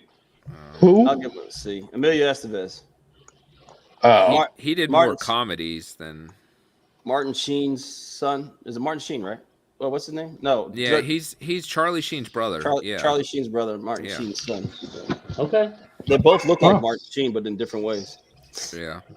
Next up, we also have someone I don't know. Is that Patrick Swayze? Yep. Yes, it is. I would put him at A. I'm gonna put it. Nah, I gotta go B. A Roadhouse. I'll Come go. on. I'll go. Yeah, B. but I say B too. I can't put Roadhouse to me is iconic, but it's still. And he had that I argue. other. He had that other movie too, the romance one, wasn't it? Ghost. Yeah, that's iconic and for its own right. So yeah. Red I like Dawn, that yeah. Black Dog Red movie Dawn. too. Oh, he was also in Taps. It all comes I think back he was to in Taps. I think he was in Taps. The more you put in his catalog out there, he Or was might be in in Red A. Dawn? He may have been Taps. He was Red Dawn. No. Everybody was in Taps, man. I think he was in The Outsiders too. You remember The Outsiders with Yeah. Outsiders? Stephen King? No. No. It was The like a new gang. It was another book. It was about a gang. Yeah. Okay. It had like Yeah, it was tons of Outsiders. famous actors. Tom Cruise was in it. Yep. Shit, who See? played See? Thanos? Tom Cruise. And Wow. you say he shouldn't be in A. All right. Next up, Charles Bronson. B. I don't know what he played on. I'd say C Oh, for man. Death Wish. Death Wish, Great Escape, I think was before the 80s. Sorry, one Yeah, one but B, he one was- C. Yeah, I think C for Death. I don't even think was Death Yeah. Wish even in the 80s? Was that 70s? There was several of them. There was like 4 of them. So, all right, I'll put him at C. I'll give him C. Yeah. But Charles Bronson was cold. Okay. He was like, oh, you know, you're missing somebody. Who? Clint Eastwood. Oh yeah, Clint Eastwood. Yeah. Definitely goes into A. You need to get a picture Okay. of Clint Eastwood. Okay. Matter of fact, make that dude right there in the jumps. Yeah, the one we can't tell. He's Make Clint him, Eastwood make him now. Clint Eastwood. Okay, so this is Clint Eastwood. Oh, this one No. right here. No, No, the no, one no, next the other to him. dude. That There one. you That go. person. He's Clint Eastwood. Okay. now. He goes, So he's hey. Okay, next No, up that's we got Vinny this Estevez. guy. Whatever. Val Kilmer, I would put him in a B, I guess. Yeah. Dang, Cash, you said D? Bat nipples. I'm going. No, I'm Heat. going. Come on, Heat. I'm going B. I'm going B. Yeah. I'll be your Huckleberry. Okay. Yeah. All right, 3 Bs. You Okay. kidding me? Tombstone? Okay. Doc Yeah. Holliday? All right. I mean, just for that movie alone, I may put him in A The for Saint. his role. Yeah, come on. Appreciate that, Blackbird. Appreciate that, Blackbird. All right, next up, I have no clue who this guy is. Christopher Lambert, the Highlander. I don't know who that is There either. can be only one. There can be Yeah. only one. Come on, I would man. put Yeah. him at C, I think. Yeah, he only did that. Which Okay. again, Highlander itself is an iconic movie. I mean, Oh yeah. Oh man, I'll trust y'all word for it, but yeah, I never heard of him. We oh, down man. to the last 2, gentlemen. We down to the last 2. We got Will Smith, man. Wild Wild West for me makes it an automatic B. No, that movie's god awful. To the Wild Wild West. Hey, what year was Men in Black made? That was in the 90s, right? Yeah. 98, I think. 98 and 97. Come on. I think C for What- him. Like his What 90s movies does he catalog have isn't in the great. 90s? Independence Day. Like you said, Independence Day. I'm be honest. I'm not putting Will Smith at a C. I'm putting him at a B. I can go with B. I can go with can't. B. That's just disrespectful. His Okay. action movies don't compete with those other people in a B. Like when I look at those other people that star in a B for action movies, I don't put him there. We got bat nipples on B. I'm not trying to hear that.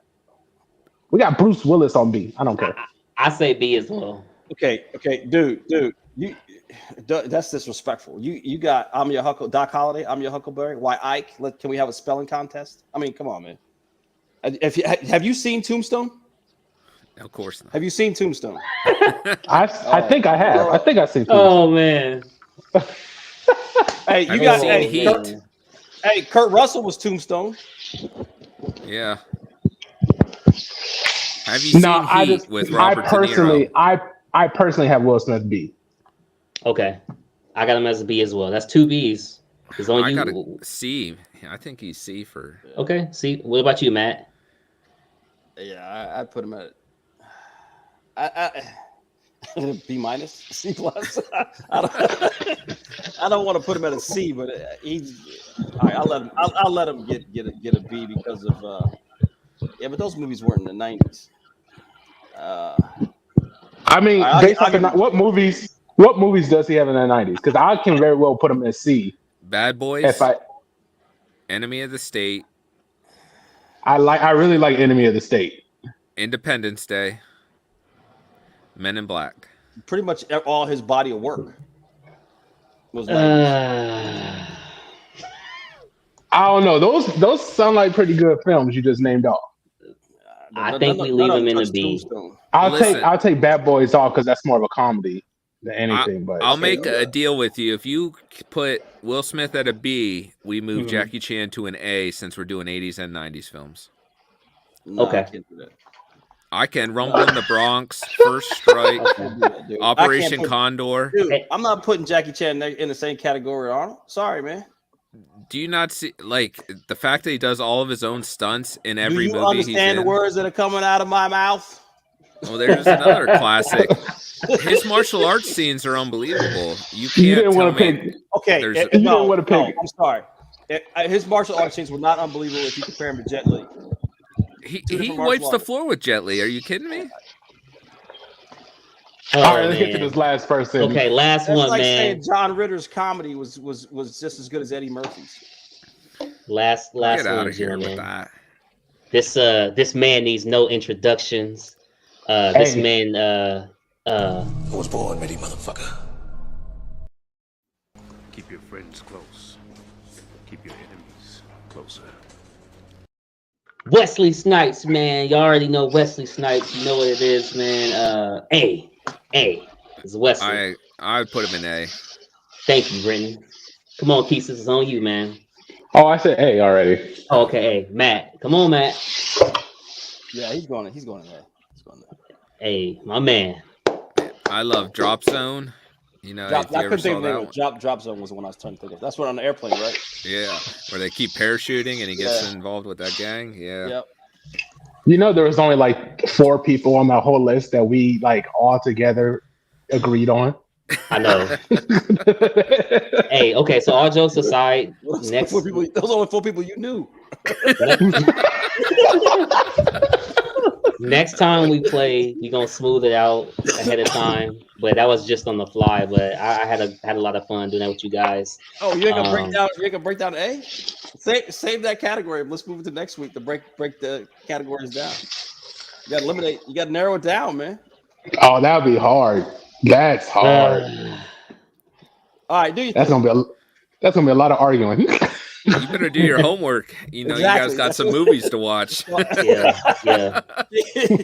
You ain't doing nothing but sit in the hospital room. Hey, man, we'll base bears. We'll keep the game going for sure. For sure, we will, man. That was pretty cool.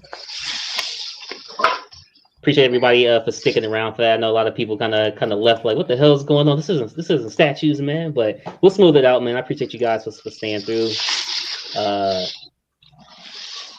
1 second here. Well, this is just people hanging out, having fun. Oh yeah, no doubt, man. No doubt. Let me bring this up real quick.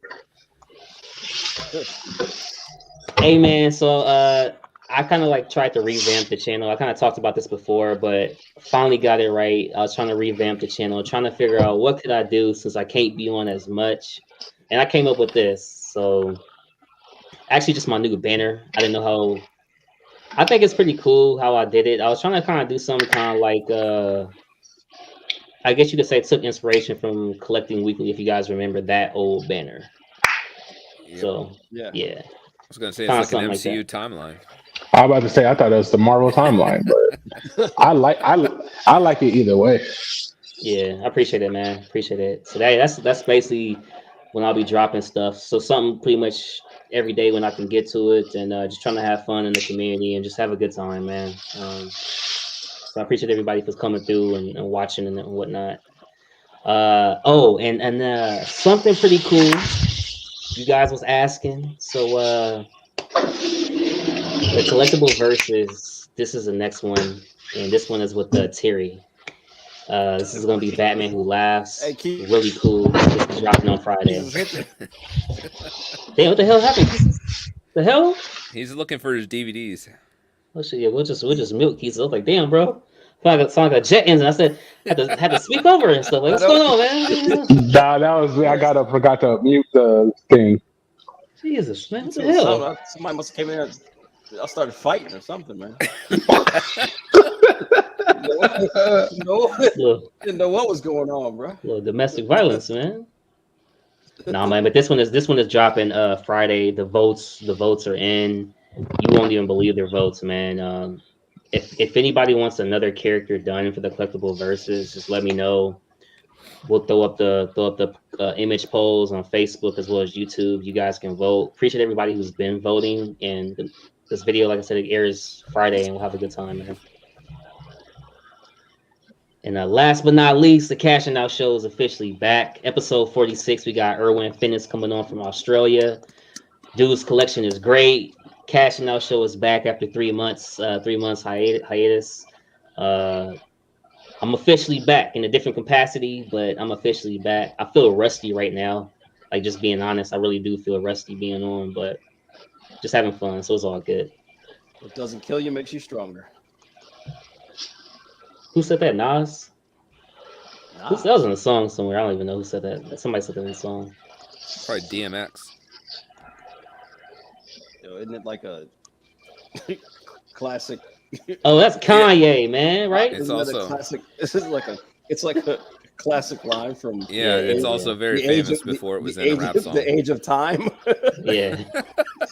Shout out Kanye, man. Kanye didn't think of it. Yeah. But did I Guys, you're making us look too young. Hey, I know, man.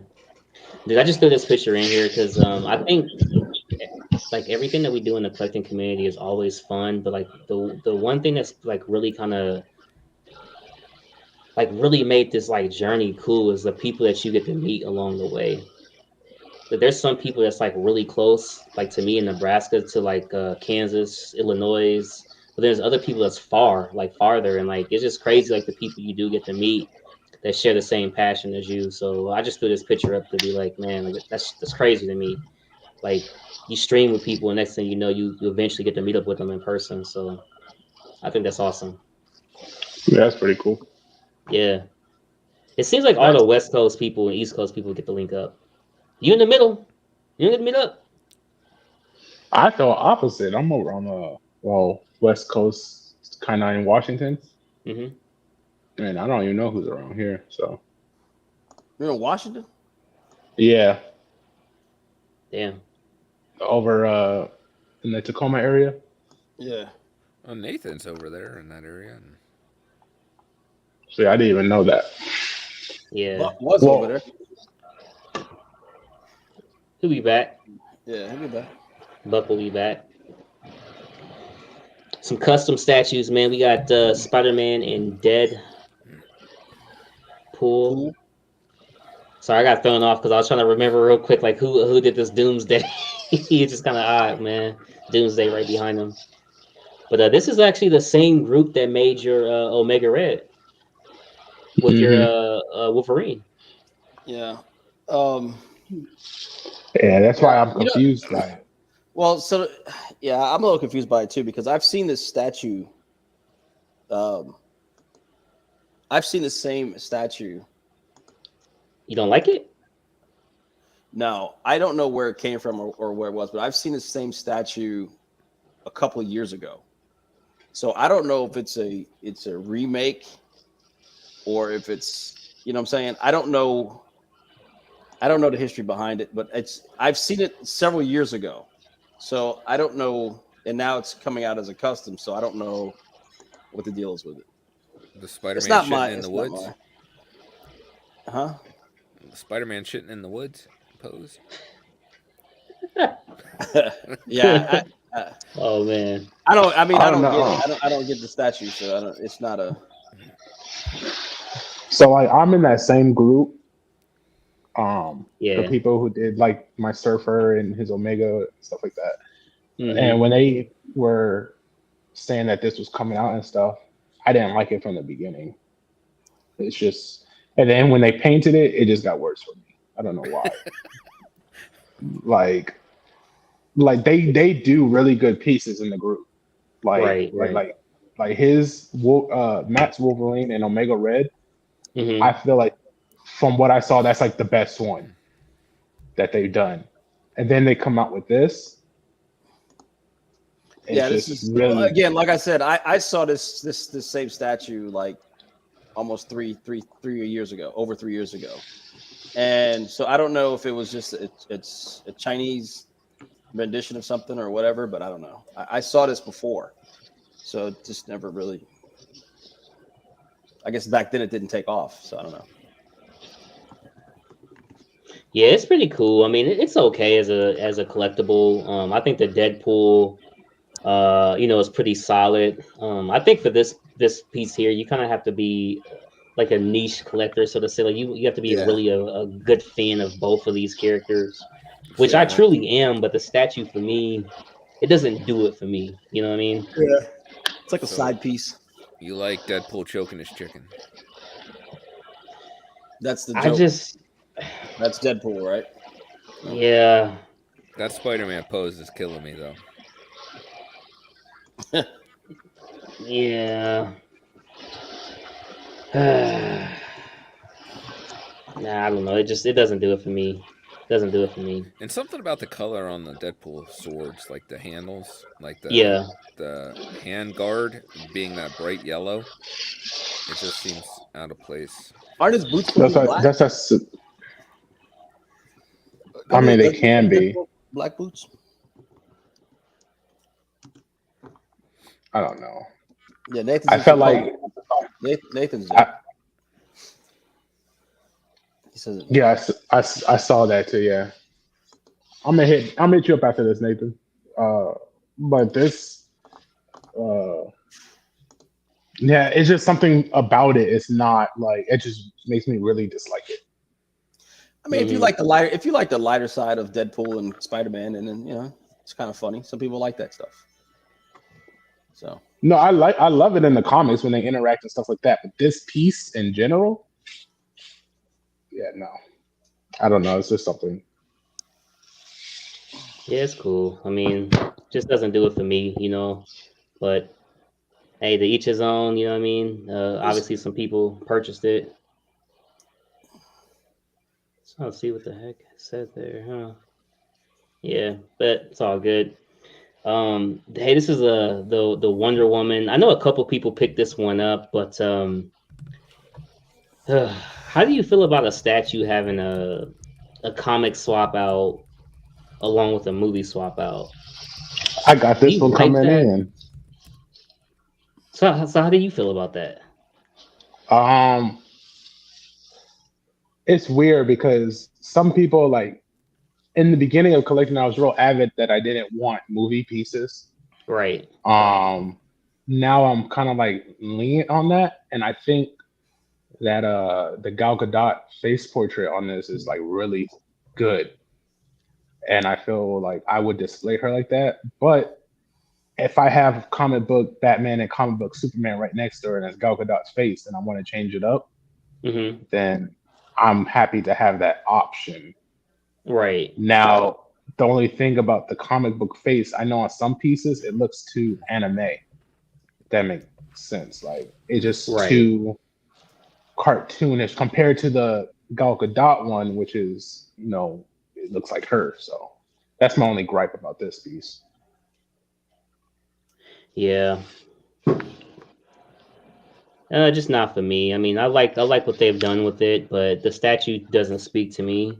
I think for me, the Wonder Woman I like the most is probably Prime One Studios 1/3 Wonder Woman. I think that one's pretty good, but even then, it doesn't speak to me enough to get it or to take the like finances or the space for it.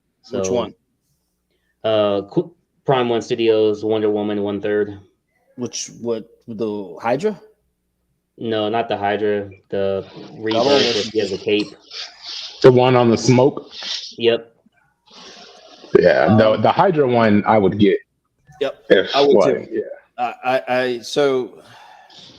I'm like Thesis. I have this piece coming in. I do like the option of having both. I like the Gil Gadot portrait. I have no problem with movie pieces if it's done right. I mean, I've got, you know, Predator, Star Wars. I got the Arnold Conan. I've got Celine, the HCG Celine Lycan stuff. So I don't know. I like this piece. When I get it, I'll see. I don't have it yet, so I'll see. The Hydra, that Wonder Woman Hydra. There's two pieces that make me really like 1/3, and that's that Wonder Woman Hydra and that Swamp Thing by Prime One. I really like that piece, but I'm just not gonna do 1/3. Oh man. All right, I'm gonna move on that shit. Yeah, this is cool, man. So I want to ask you guys. Yeah, that one. Some close-ups of that one is actually coming up. So, All right.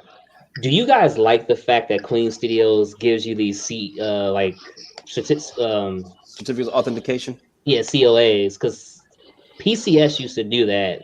They no longer do it. But do you like that with the statue, or you don't really care? I don't care. But I used to care, but I don't care anymore. I thought it was like a cool touch, but I think now with recasts, I think it is relevant. With all the recasts, but XM does it too, right? Don't you get XM pieces and you need to you register them, and yeah, get transfers if you resell them. I don't know. I think it's noble. But see, you never. So I'm going to say, yeah, I do like it because you never know where this may go in the future with as far as authentication goes. If a statue, say 100 years from now, 200 years from now, somebody finds this in somebody's attic somewhere, and just like you see those shows where they have stuff appraised, and somebody comes up and says, "Hey, is this a real Queen Studios collectible, or is this a knockoff, or is this a recast?" I guarantee you that COA is going to be relevant at that point. Mm-hmm. So, for that fact, I like it. Gotcha. I mean, I don't know. I wish PCS still did it because I just think it was like a cool touch. You know what I mean? Like they even did stuff like this. Like here's a good example. Yeah, that looks cool. Yeah, and I think that's. But my cool. thing is that's cool that you could display that if you wanted to. Yeah, but it's like with something like that looks like this, I'm not displaying this shit with my statue. Oh man, let's see here. In the box. Keep it in the box. And I didn't know like Pure Arts was doing anything like this, but I was really sharing this just to say like, you guys ever think about like how your statue is getting made, like just the process of what it takes to like get that final product to your doorstep? Like this is crazy. Like when I was looking at this, what is this? I like this. I'm not sure what it is, but I like it too. But Athena or something? What is it? Something Greek mythology. I have no name for it. Is that Assassin's Creed?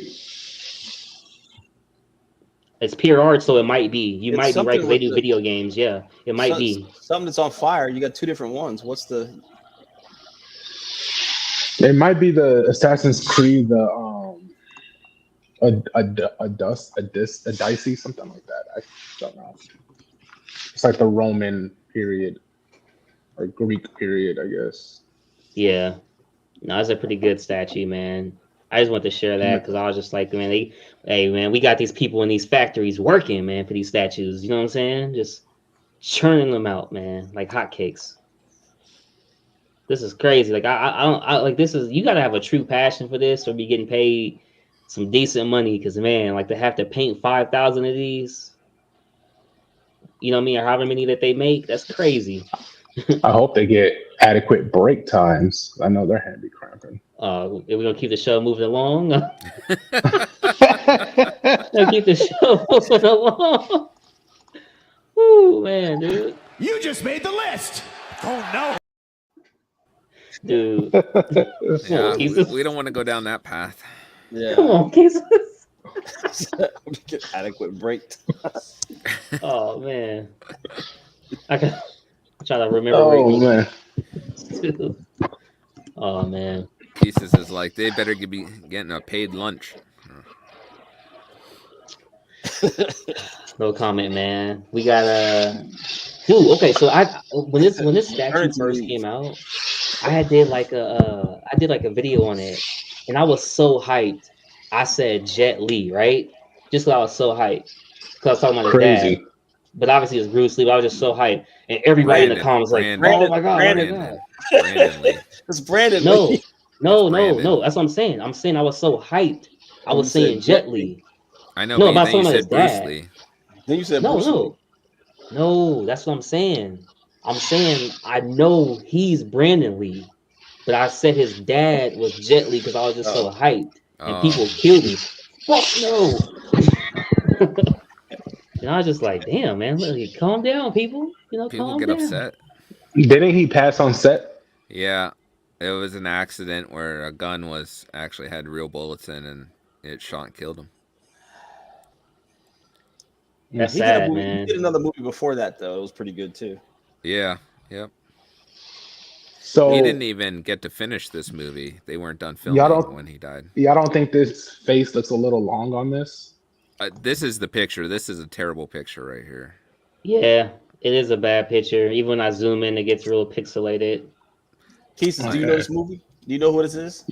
I know who this is. I know who his father is. I know. And I now, saw if you ask me another.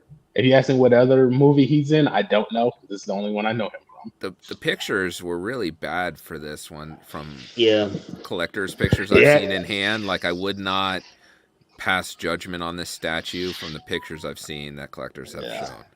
Yeah, I watched the sideshow unboxing of this, and it looked really good. And then afterwards, I saw the pictures, these pictures, and I was just like, "What happened?" Yeah, no, I wouldn't trust these because that's you can already tell. Like, yeah, I think in the community itself, sometimes we get too occupied by collector in hand photos that are not good, and we make rash decisions. Thank you, Blackbird. Rapid fire. Yeah. Oh, the flick. Yeah. Okay. Yeah. Yeah. Hey, let me ask you guys a question. Other than putting the number of the statue, why do you think they waste time with art on the bottom of a statue that will never be shown? I don't know. It kills me, but I love it. Like I love seeing the bottom of sideshow pieces where they have like this amazing artwork done. I mean, I like it too, but the same artwork that's on the bottom of this, they could put that on the bottom for all I care. Or give us an art print with it, like XM does. Like I would like to see this as an art print. That's a good idea too. Yeah, I can see that. That would be pretty cool, man. And because I'm such a Star Wars fan, Look, I wasn't even looking. All I hear is whoa. I looked out. No, I threw this one in here on purpose, man. Shout out to the Tuscan Raiders, man. As we move on to the next one, I think if it's in order, you'll see why, man. But nah, this one came. Anakin wanted to kill that. Oh man! Hey, look at that mask where that hole is, like that. I'm gonna just move on because I'm not sure that sentence is gonna finish. So I'm just gonna move on. Nah, but all jokes aside, this collection was sharing on exquisite groups with Warren Dante. When you guys see the rest of these pictures, this is amazing. Like you could tell time, money, effort, attention to detail was putting all of these pictures, all of his whole setup. This is amazing, man. This is like a collector's dream. I'm gonna be honest. For the record, I'm gonna put this out for the record. I think Yeah. that Star Wars collectors, like if they only collect Star Wars, they don't collect no superheroes, no nothing. I feel like it's so much easier for them for like a direction they want to go when it comes to like how they want, not necessarily how they want to set things up in their room, Yeah. but like for superheroes, they're like, oh, I got there's different variations of Superman, or there's different Spider-Man. Yeah. For this, it's like, okay, I want his lightsaber, her lightsaber, his lightsaber, or I want Darth Vader. Like you got your characters, and maybe you might switch some characters out when new ones come around. But like this, it's just I get you. It's easier. Because this is probably the hardest part. Let me just track down all the different sabers right here. You know what I'm saying? Yeah. So I get what you're saying. I also agree, because there was a lot of, when you think about the end, Return of the Jedi to the Phantom Menace, that gap of time where there just wasn't really anything Star Wars movie-wise that you would want. Because there was nothing being made. Superhero stuff is constant, monthly being made, being put out. Yeah. But don't get me wrong. I think that to have a setup like this extensive, it's like it's a lot of work, a lot of time, like any other collection, any other setup. Look at that. It's like a life-size K2SO. Yeah. Whatever that is. The robot. Did you see Rogue One? The droid from Rogue One? Oh, K2SO. Okay. Is that what that is? It looks like, listen, this setup is amazing. It's very museum style quality. I mean, it's just, I saw this too, man. I was blown away. I mean, this guy's he's got everything. I mean, he's got the life size. Look at the bounty hunter helmets. He's got the Imperial Guard helmets. He's got props off to this cat, man. Salacious Crumb. Yeah, and Star Wars collectors also have that option of they can just get like helmets if they want and life-size things. He's even got the cat chilling out on the ottoman or on the top of the chair under R2. Man, shout out to Casual, man. I know, right? But man, I don't know, man. That cat hair be everywhere. Hey, didn't Sideshow come out with this? Like a different scale? Yeah, and like a 1/4, I think. Yeah. Is this so my question would be, is this his basement or is this like his house? That's a good question. I would assume basement because of the support beams. They probably framed around. Or it could be an apartment. If you look at it as like the front door, one of them looks like a front door. Yeah. If you scan, if it's an apartment, that's a. Hey, he might not be married, might be single. Or his. How do you meet a person and bring her back to your house and you have this shit up? There's a lot of Star Wars significant others out there that appreciate it. I think females would dig this, honestly. I kind of do, because it's not like a bunch of superhero stuff. It's Star Wars. I feel like chicks wouldn't even. They'd be like, "Oh, this is." Until they get married and want to have kids and stuff. How dare you? What?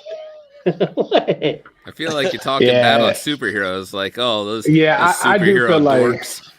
Like if you had a life-size Iron Man in your living room, I don't think they'll look at you the same way they will if you had a life-size R2-D2. Hey, I've been knowing her since I was 14. I don't even care anymore. You know what I'm saying? So it is what it is, man. You gotta deal with me. Too deep now. Too deep, man. Too deep. Literally too deep. I love this, man. I like this whole setup. I think it's really nice. I wonder, is this a wall, like a wall print? You know? Yeah, probably is. Yeah, you can get those done. You can have anything done, really. Yeah. That's super fantastic. Yeah, it might be a basement. He's got a brick wall, or he might live in Chicago. I don't know. Yeah. Kind of Chicago style apartments. Dude, but look at the attention to detail up top. He even has a light on the ceiling to make sure that the light is on the print on her face. So that's like the attention to detail is crazy. It's crazy. It's man. Fantastic collection, fantastic setup, man. Yeah. You look at this stuff and it's like, man, I look at my statue and go, damn. Art prints, lighting, paint, Yeah. everything. See, go back. That was a door, isn't it? Go back to that other picture. Isn't that a door? Mm-hmm. Yeah, that's a door. So probably an apartment, but well, no, it can't be no apartment, man, because you be doing a lot if this is an apartment. I'm just saying. That's what I'm saying. For an apartment, you're doing a lot. Yeah, you might be doing a lot. Okay. A condo. Maybe he owns a condo. So y'all thinking an apartment for rent, but you can own a condo. It might be his own. You might own it. Yeah. Cool. It's nice though. Whoever has this setup, man, my hat's off to this cat, man. It looks fantastic. That's a lot of class, a lot of taste. Nice, clean, neat. Some really cool pieces. Mm-hmm. Yeah, that's patience. I only saw one Vader though statue. Let's keep going, man. Here's another one. That's Vader. just a statue. That's just one Vader statue. Where's the other one? The helmet's right here. That's the helmets. Yeah. That's the statue. Dude, is a cat looking at his butt? No, cat's on the floor, man. Yeah, he does only have one Vader statue. Yeah, only That's one. the dining room, isn't it? Isn't that the dining room? Yep. Sliding glass Oh door? yeah.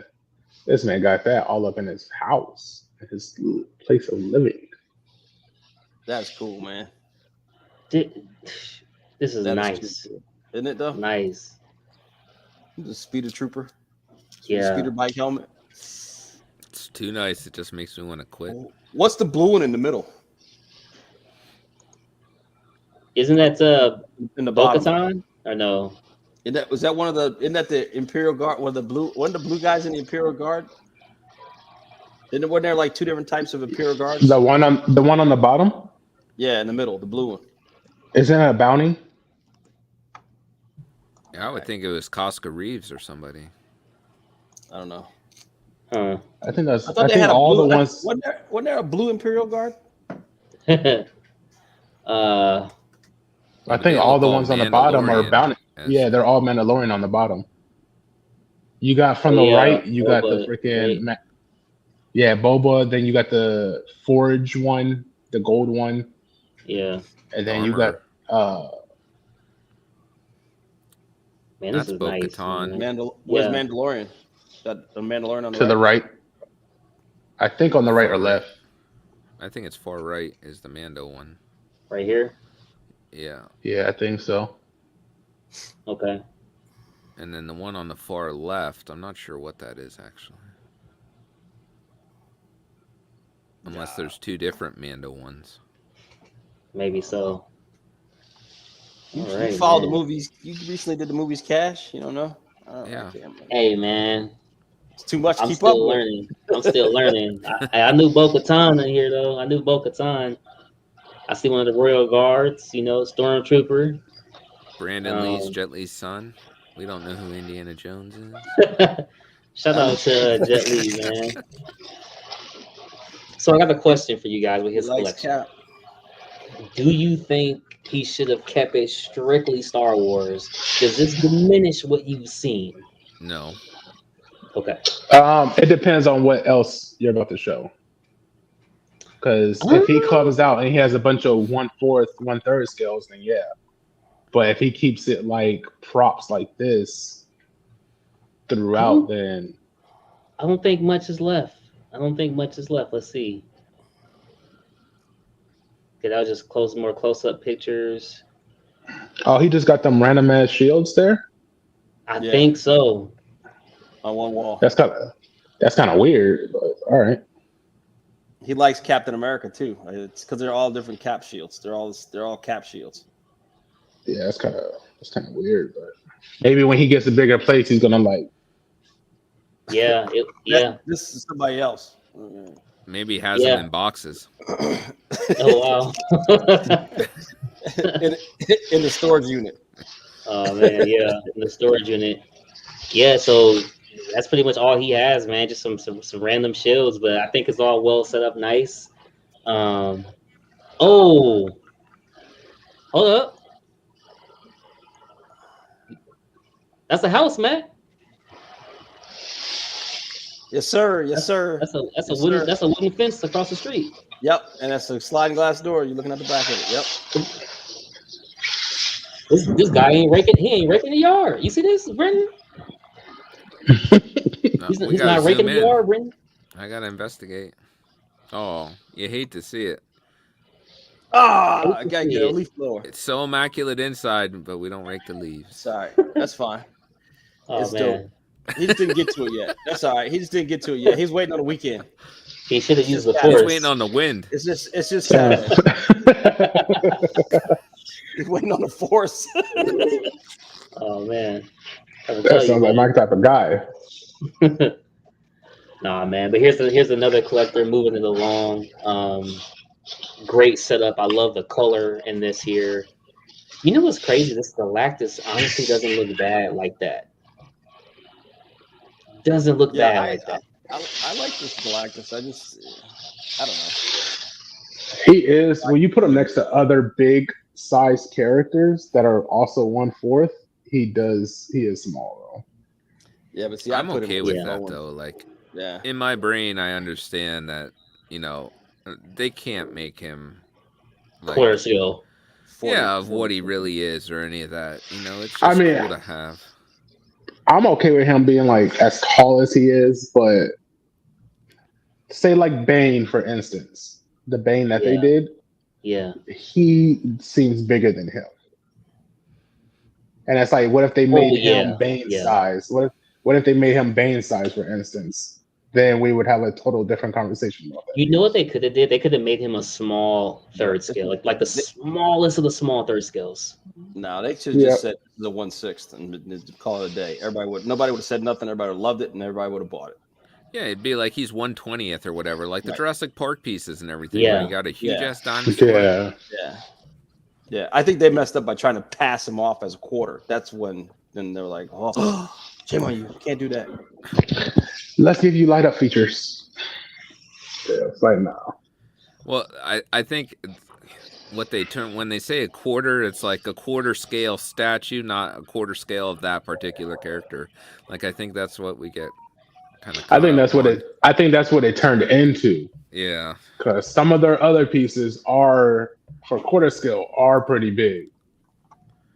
So he's like one where they're just like, we're making a quarter scale statue, regardless of how big the character is. Yeah. We're just making a 20-something inch statue. Yep. What about their old one? The old one that they did, was that quarter scale? Did they label it as quarter scale? They did, and it's bigger. Yeah, that's all I was saying. Like some pieces they say quarter scale, but it was a lot bigger. Yeah, they should have just sent you 1/5 or 1/6. They should have just been up front. I think it's them trying to pass it off as quarters. Do you think they did this because they also knew if they did it really big, the price would go up and then they wouldn't sell? No, they were feared of selling for shipping. I don't think they cared. Yep. I think they were trying to get over. Not trying to get over, but I don't think they cared. I think they were just like what you said. We're gonna make a statue that's 25 inches, which is what our standard quarter scales are, and we're just gonna call it a quarter scale, and that's what happened. Yeah. They don't care because that 1/5 Jean Grey with the Phoenix and stuff, they got that. Yeah. That price is high. Yeah, they got that price. Right. So that was kind of during the same time. So I don't feel like they really cared about and pricing. They called that 1/5, so they must have like thrown that out. They're like, okay, it's gonna be a smaller scale. It's like they tried to slide this one in there without people noticing it, and I think that's what messed them up. But I think it's a nice statue. I just don't think they need to call it a quarter scale. Yeah, I could see that. I mean, I do like it, but I think just knowing that I couldn't really put it next to something else is what kind of bothers me. Like, I would love it next to Silver Surfer, but they just don't look right because I've seen it. You know what I mean? Put it, right, like I said, you can put it next to some of the Bowens and stuff. It'll look nice next to that. Yeah. Yeah, that custom Silver Surfer I couldn't put it next to. Right. So to ask this question for somebody like such as Brenton or even It's Me Evan basically has the same type of setup, but it's not Thanos. It's Darkseid. Obviously, Charlie has nothing but Magneto. So, Britton, you've kind of talked about this prior. Like, do you think this is something you actually could do with Hawk or Spider-Man, et cetera, et cetera? I could if I could make a decision on a particular character, but that's probably where, you know, me personally struggle. I struggle with that a lot of just finding, one character that speaks to me more than any other. So I am probably envious of others that have gone down this path. I kind Really? of wonder though with That's Charlie and the interesting. rest of the people, like, how do you pick one character? Like, nothing's like it looks great, of course, but like, just how? Yeah. Like, I love Doom, but I love Spider-Man too, so I can't do that personally. Makes collecting easy. Yeah, I don't know. That's interesting you said that, Brenton. For me, it's one of those things to where I couldn't. Like, even though I like one character, like I have a favorite character, I couldn't just limit my collection to that one character. I couldn't do that. Who is Yeah. your favorite character? I'd say Conan. But I like Wolverine. I like Silver Surfer. I like, what I'm saying? There's just too much. I love Predator. I love, there's just too much. It's too many flavors. You know what I'm saying? Mm-hmm. I can't. Some people only eat one ice cream. I can't. I like different types of flavors of ice cream. What can I say? Yeah, I think it comes down to personality. It's just a personality thing of like, it is how the people are. Yeah. Yeah, what type of brand of water they got over there, man? This No, is some big ass. Nesto. It sounds So like it's big ass, still being made. the big ass bottle of water. You have a fish tank or something going on, man? And Yeah. this is what I buy, so I have to do like 50 water bottles, man. Some Nesto. Nestle. Yeah, whatever you keep it saying is. Nestle, and I'm trying to think. Nestle. I'm like, Nestle. What are you talking about? Oh man. Hey, dude. I thought I saw Nestle there, but I didn't want to be the first to Nah, say They it. help a brother out, then. You know? Yeah, but you talking. Now it's out there for the world. Nestle. Hey, don't nobody clip that. Hey,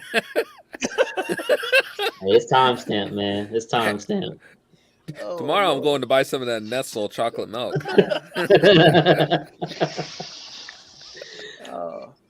Hey, so I recently got in a piece and I hit up Danny Lee. I said, hey, man, I need some CGCs. And do you guys like hunting down CGCs to kind of go with your statues, your collection? Or do you just Depends wanna on the see what's statue. in? Depends on the character and statue. Are you into the CGC game, Matt? Not into it. I've got I do have a few graded books that Okay. I have, but no, my comic collecting stopped. It just got too. I mean, you could go on and on for days with that stuff. With the variants and things, it just got a little too wacky. And the hype of the CGC just. I think a lot of people are doing it now just for investment purposes. And you never know what comic book's going to be a hit or not. And I don't display them with my statues. I mean, I've got a couple that would go with the statue, but no, I leave them in the box. Okay. I'd rather do a big print or something like that. Yeah. Not of the comic, but of the character. You know what I mean? Yeah, I actually hunted down a couple, and like I said, I'm trying to put them with the character I just got in. So I got one person trying to bid me on eBay, so it's like I gotta see how that goes. I keep sending them offers, and they keep sending me counter offers. It's like, dude, we got this $10 ground that we gotta hash out, man. We gotta hash out $10, man. $10. It better not be Danny, because that would be kind of crazy. Like, you help me find it, then you bid on it, against me. He's just bidding you up. I know, man. I know. It's a 9.8 too, so you never know. Hey, moving on, we got some aliens, some predators. So, I got a question for you. Does it have to be a 9.8? Like, would Come you on, collect? man. Would you get a 9.4 or a 9.6? Nah. So if I had a Silver Surfer 4, right? Is that what it is? You'd have to have a 9.8. You wouldn't settle for a 9.2 or something like that. The one with Thor on the Yeah. yeah, that's a damn good grade at that point. That's such an old book, and that's an iconic book, and that's all I could find. Yeah, That's what I'm saying. I think you'd buy what you can find, and then as you try to find better and better if you could, is what I think. All right.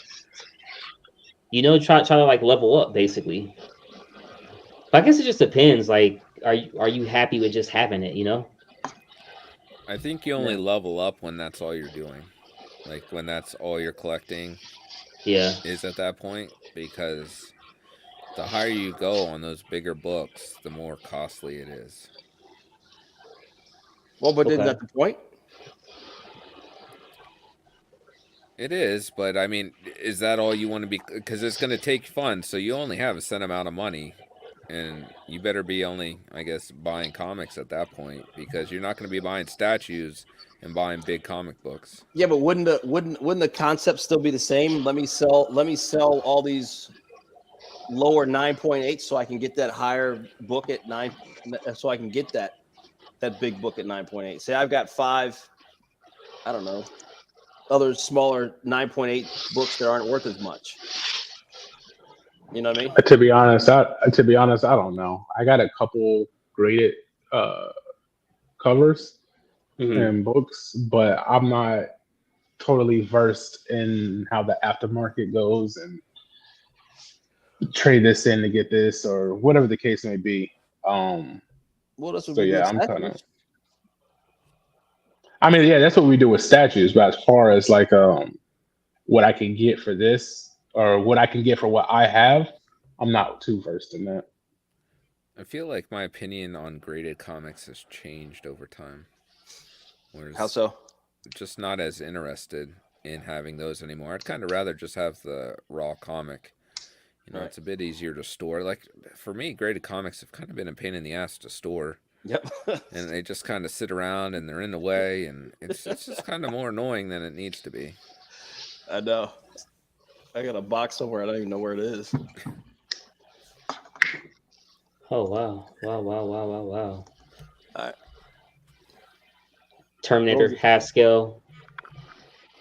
You know, before we moved into this place, I had thought about getting this statue, and I knew exactly where I was going to put it at. I was like, oh man, when people come over, they're going to see this Haskell, this 46 inches. People going, go crazy. Like, oh crap, you got an Arnold. And now after having all this stuff in here, obviously I don't even want nobody in here. So it's crazy just to see like my thought process being brand new. Like, oh man, this is gonna kill it. When they come over, man. Now you're like, I don't want people to come over. Hell no, I don't want nobody seeing this stuff. You know what I mean? Like this is intimate, man. This is intimate. It's crazy I like the sideshow. I like the OG sideshow Arnold better than this one. Really? Yeah, the original. Okay. Yes, sir. I'll take that over this all day long. And Terminator, obviously. I wanted to get. Yeah, I don't know. I look around. I don't know where I put it. He seems to have a good focus, though. I see lots of Terminator stuff on each side, so I know that. Yeah. A big Terminator fan. He knows what he's doing. Yeah. I think he's going with the whole sci-fi thing because as you continue with his pictures, goes into some Predators and stuff. So he has his like his kind of focus, you know what I'm saying? And I think that's great to have because damn, it gets tough out here, man. It gets tough out here on these Monday through Sunday, you know what I'm saying? So well, I think we brought up earlier where you're talking about some people have like tons of statues. Yeah. I feel like the people that have a lot started at a different time because we've moved to a time in place now where it's too expensive to just be like, I'm gonna buy that because that's cool, and Yep. I'm gonna buy this because it's cool. It's, you really do need to have that focus. No, I agree 110%. I was talking to her today, and it's funny. I'm gonna call myself out on something.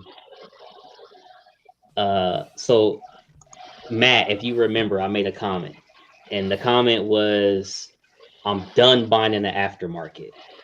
That was a comment that I made. I remember. However, You in Vein 21. I remember. yeah, I said I'm done buying in the aftermarket. However, You did say that a long time ago. I found out that I've actually been finding cheaper prices in the aftermarket, and it's been easier to purchase in the aftermarket. Like it's just been easy. Now, I think I was about to say, it's just the timing, Cash, and I think it's just one of those things to where this too shall pass. And that's just the way this happens. But you don't think it's easier to focus on that one piece? Like, oh, I got that Bane, and that's all I had to focus on was getting that Bane. I didn't have to care about the PO, what's new, just that one that I wanted. You don't think that's like the way to collect? You know what I mean? Let me back up. So you're saying it's easier to collect in the aftermarket now? Is that what you're saying?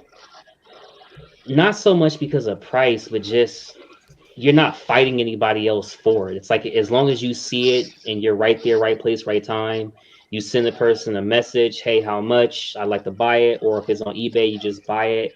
And I found that it's just been a lot less stressful in terms of, oh, I got to come up with this monthly payment. Oh, shipping's going to be this. You know what I mean? Like it's just been a lot less like weight off your shoulder. Yeah. Well, yeah, absolutely. That's part of collecting. Yeah. And that's why I said that. It's when you get. I remember when you guys said that. It's like I'm not buying the aftermarket no more. And I was just like, okay, yeah, I've been down that road, been through that game. So I kind of like, that's why I laughed at it. But I think now is also unusual in all the collecting that I've ever been in, even with statues or whatever. The times are. There's two things I think that affect the status of collecting now. One, you have a lot of new collectors, and a lot of guys that are out there now are strictly, I don't want to say flippers, but they're not true collectors where they're obtaining a piece to keep it forever. They're looking at it for, I'm gonna get this piece, but yeah, in the back of their mind, I'm gonna sell it later on. And a lot of people are like that. So you have those collectors. Then you also have to look at, so therefore they'll move it. They'll move a piece. They got it. They used it, and then they move on, which is fine. I mean, a lot of guys do that, but a lot of collectors, old school collectors, are buying stuff to keep forever. And period. That's just how that goes. Yeah. Then you also have the times. The time now for the economy and stuff right now. Right. A lot of guys don't want to deal with the hassle. They're like, look, I need some money. I see this. This is, that's $1,000. That thing's worth $500, $600 sitting on my shelf. You know what? I can let it go. I'm not really, I got to pay the rent. I got stuff going on. I got my car note. I got stuff that's more important. I've enjoyed this piece. I moved on. That's why you see a lot of groups. I'm letting go of my collection. I'm done. Something else happened. Hey, you know what I'm saying? The same person who I got the Doc Ock from, Danny Lee got his green arrow from. Both expensive pieces, but we was both able to get them a little bit lesser. Right. Well, because like I said, times are tough. People, you never know. People have issues or things they're dealing with financially. So every little bit helps, and the tangibles go quick. Right. And if they have somebody that wants to buy it, go ahead and sell it. They might not get the top dollar it once was, but that brings me up to. I want to ask a question. Mm-hmm. I've talked about this with John and Everyday Collector too before. We talked about a statue or something. Will it ever attain, like if you look at the Darth Vader mythos, at one point it was going for like 1,800. Now I've seen it sell for like 700. Right. At what point, just because a statue sells or just because something sells at a cracked price, does that automatically devalue that statue to that or that product to that price? Like if you were to buy, if somebody got a crazy deal on something, does that mean all of them have to be that price now? Nope. I think that person can just get lucky. Sometimes you just get lucky. Yeah, but then guys that want to buy it say, well, I've seen this, you know, it went for, this guy said he got a Superman Hush for $400. So that should be what it should be valued at. You know what I'm saying? Yeah. It's just kind of, it's crazy how the market or the community goes, you know, the wild, wild west with that stuff. You know what I mean? I don't think because somebody bought a statue once at a rock bottom price that all of them should be labeled. That's the value of that new statue now. Yeah, But, no, I get what you you're know, saying. There are some people sell something's only worth what it'll sell for, but Yeah. So the last picture I have for you guys, like I think this is a cool picture, but I'm gonna just skip ahead and go to this last one because if you're looking at space, and let's say you don't have a lot of space, to me, this is one of the best displays that somebody built that I've ever seen.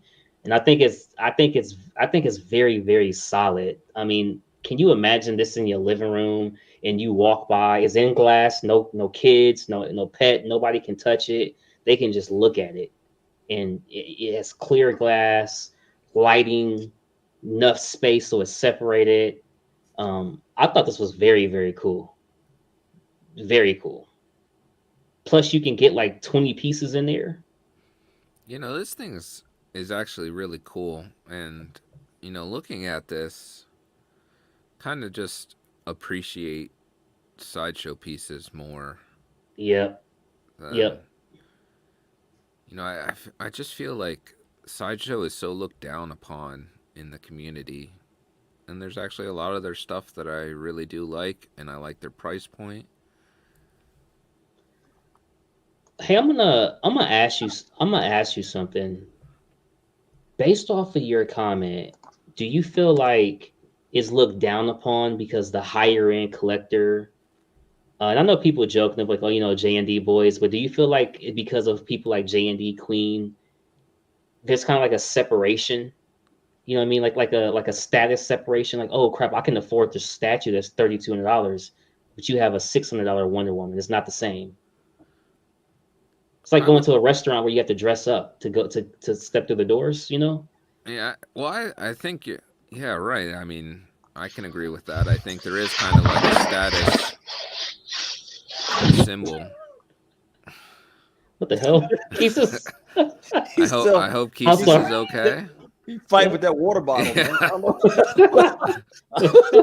I can see him now. Just water bottle. Oh man, I'm sorry, man. No, that's I just got up to get my other headphones, man. And then you sorry, turn on the man. freaking.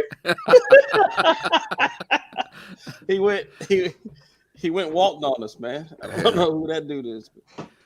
No, I think there is like a status symbol of like, well, you know, I can eat steak and you're stuck eating, you know, Burger King. Burger King.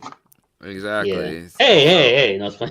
The rodeo burger. You got the I rodeo feel bacon. like there's a status symbol to it because when you look, you know, people tell me that, you know, oh, the paint's better, the sculpt's better. And I don't know if it's just me. Maybe I'm just ignorant to a degree when it comes to artistic stuff like that. But, you know, I don't see it necessarily. You know, I struggle to just be like, oh, this paint is better than this paint. Like, I'm not sure what I'm supposed to be looking at. What the hell is Matt doing? I'm sorry. No, that's okay.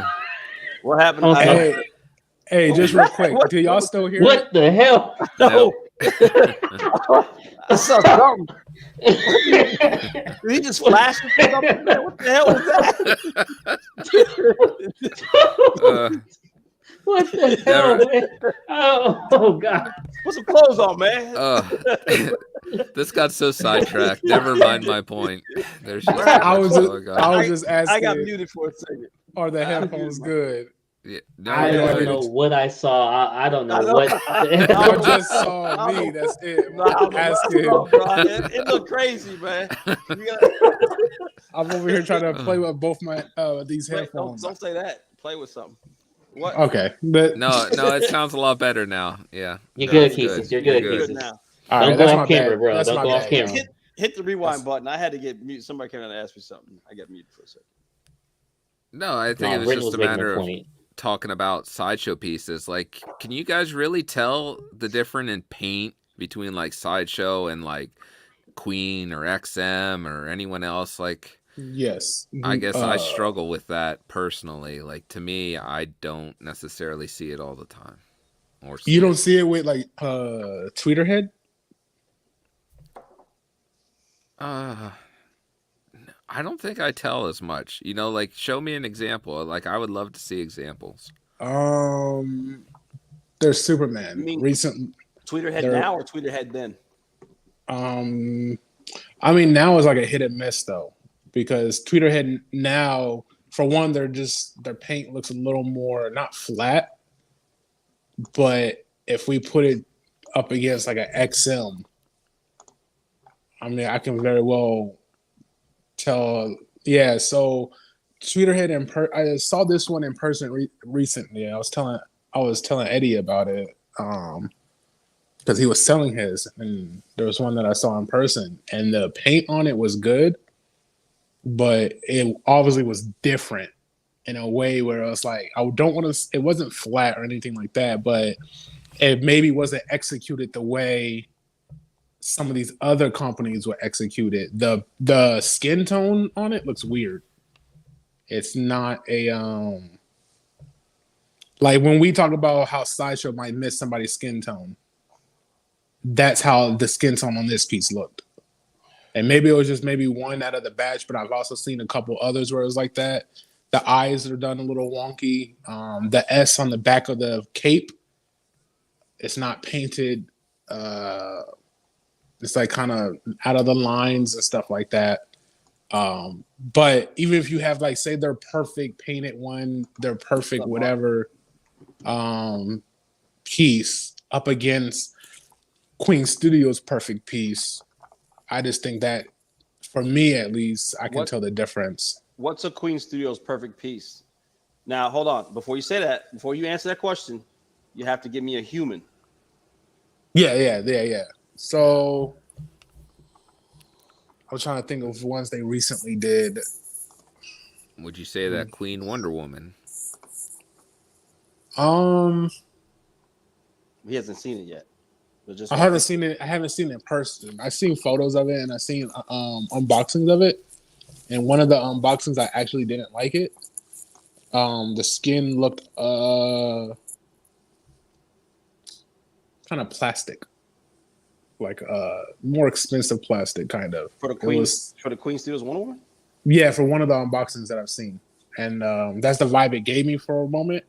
But then when I saw like the face, it didn't look like that. It was just like the arms and stuff. So that was kind of weird. But if we did the prototype they released, which is the only one that I've seen because I don't have it in person, if we did that painting versus prototype that Sideshow did or Tweeterhead did, yeah, I could tell the difference on that. Because it sounds like a lot of it though is not just looking at pictures. So if you're looking solely at pictures on the company's website, and you know, are you still able to tell a huge difference? I could definitely tell what XM just because of the way they do their paintings. XM has a style, and I think that's what it boils down to too. Is a lot of these companies have a style in which they collect or which they paint and stuff like that. And I don't yes, which they collect, which they paint. You gotta check the spelling on the survey, bro. On par or batter. Oh man, hey, look, man. I'm just throwing it up there, man. They know, man. Jesus, you bring up a really good point though, because just because the style is different doesn't mean it's bad. Right. Like that like that Tweeterhead's a different style than the others. I know. I was just pointing out the bad things that came with it because they also had pieces like that Aquaman we saw on display at their con or one of the cons. that was a really good piece, along with Yeah. like their Joker on throne or chair and their Harley Quinn. Those are really good painted, well done pieces. So no, in that aspect, no, they don't have those. But I think those are top notch pieces from Tweeterhead, including like the He-Man series and their characters and stuff like that. I think the He-Man stuff looks great. Matt, So, the yeah. Motu line looks great. But I think we got this down this Tweeter headline either, and they're not, Sideshow because they're still Tweeterhead. So Tweeterhead, right. Mhm. I mean, look at like Sideshow Nightcrawler. Let's just use that. That's one that's shipping recently. People have been getting that. Yeah, but I mean, also Sideshow does good at least since I've been collecting. They done good with like the flat colors, Flat, like the yes. Dr. Doom, that's a flat green. If you didn't know that was Sideshow, you might think that's an XM piece. In my opinion, I don't see anything wrong with it. So what about like the metal? How does the metal look Heavy. like real metal? The way it's painted in there, that's Yeah. And I think they learned their lessons because remember when the Batman Who Laughs came out, the metal on that one, people were complaining about that it didn't look like metal or wasn't the correct type of metal because it looked rusted or whatever the case may be with that.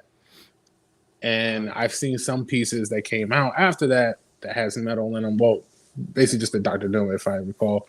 But that one seems to look pretty good at least. So I'll say this.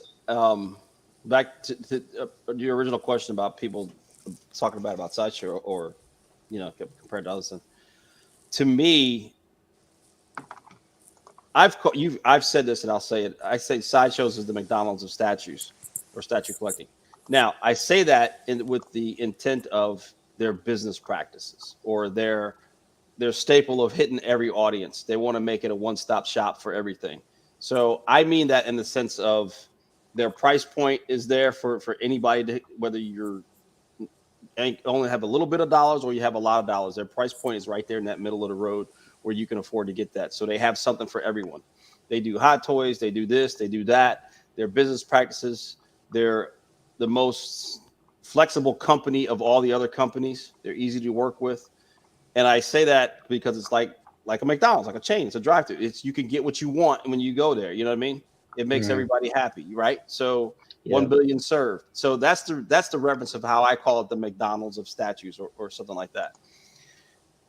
I agree with you. I think Sideshow is very underrated, particularly when it comes to the portraits. I think Sideshow does the best portraits out of any other company that there is. If you look at their female characters, there's not one bad Sideshow female character that I have ever seen.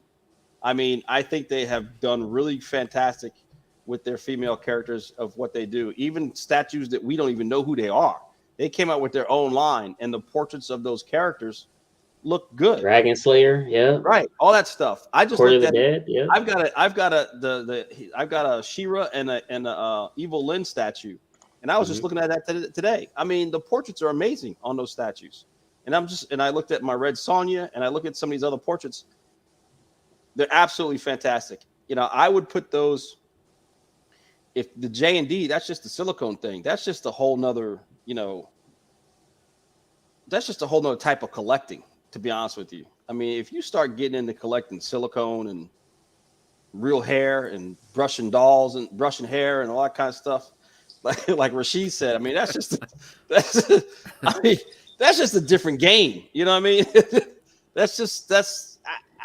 I don't even know if I want to call that statue collecting because that's, you know what I'm saying? You don't want your wife to see you down there, Matt? Yo, man, if my wife saw me downstairs brushing a head, a life-size head, I don't know, man. You're like, hey, baby, I need the hair tie. I need the hair tie for this one. But I honestly, I gotta check myself with that one. It's like, yo, man, what am I doing? You know what I mean? Oh man. That's another level. That's a different type of whatever. I'm not gonna knock anybody or anything that does it. That's that thing, but I do think that Sideshow still makes some of the best head sculpts, face portraits, however you want to call it. Hey, their Mr. Freeze is on point. It's Yeah, nice. I do think Sideshow does get a lot of flack, but I think they get a lot of flack for simple things they could fix, and I think that's Right. where they're And like they're tripping up. Well, again, that's where they look at the overall big picture of the money aspect. Is it worth fixing it? You know what I mean? Yeah. How much is it going to cost me to fix this versus if I don't fix it, they'll still buy it and I can get away with it. So here's a question to take it deeper. Let's say that Darth Vader that they, they made like 7,500 of it, right? 11,000. Yeah. That's So like, ridiculous. is it because they're thinking that they basically have like the generic collector who's just, oh crap, I'm gonna buy that because it's $500 and it's just the character I've always loved. That's my first statue. I don't think they really care about that. People like us who've been in it, who nitpick.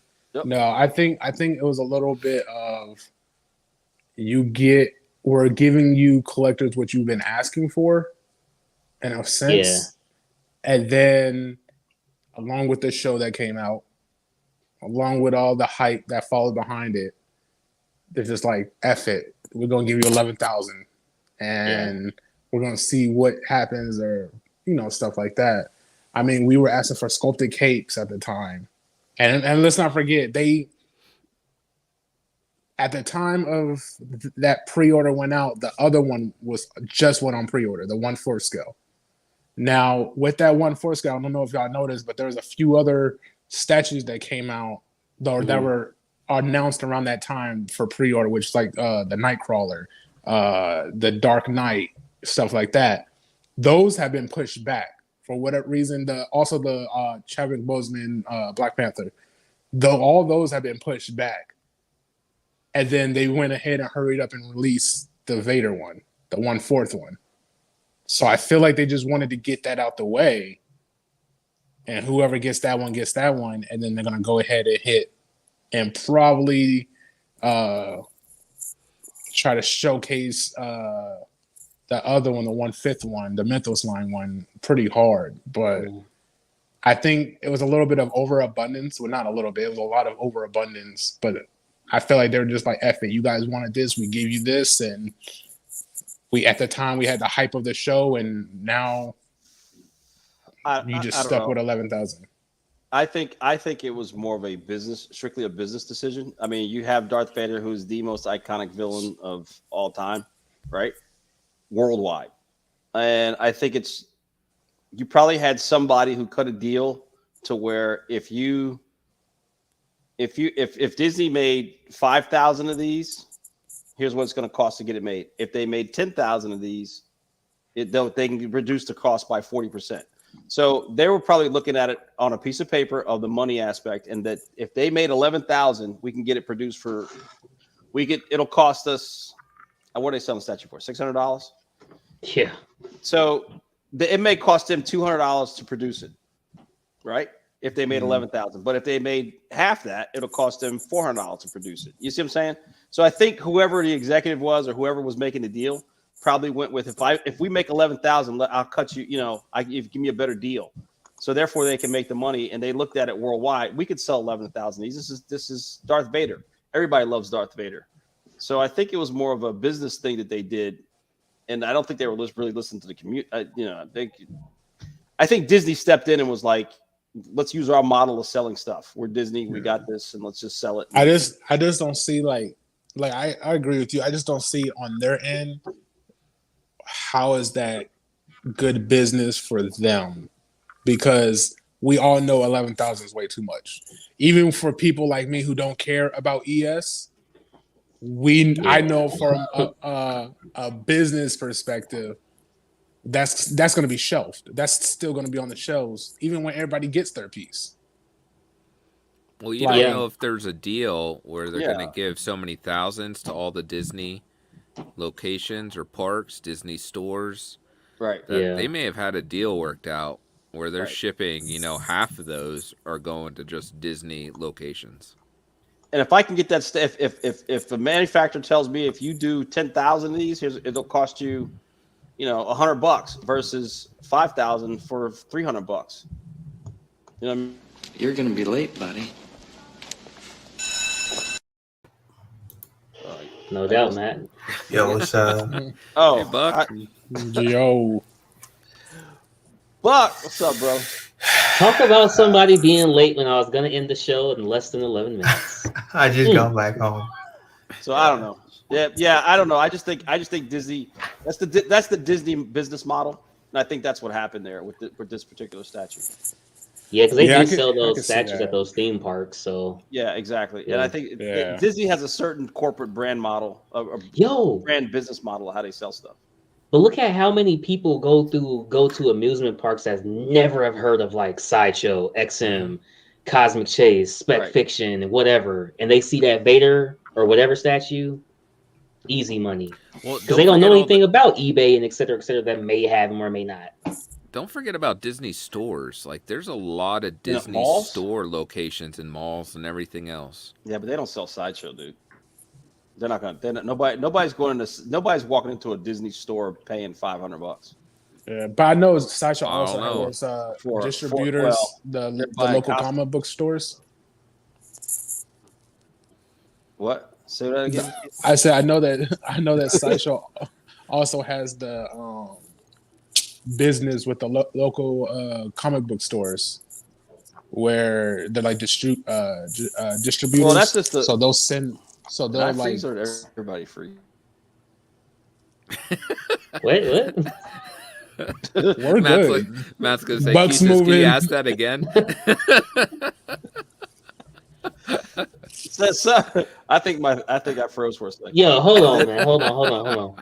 Why is Buck on a green screen, man? What the hell is Yo, going on? I said that last live. I was He like, didn't make "Buck his don't bed have to today." Green screen. I know. I know. We busted out him from his bed last time. Buck was like, "I'm not gonna do that. I'm not gonna do that again.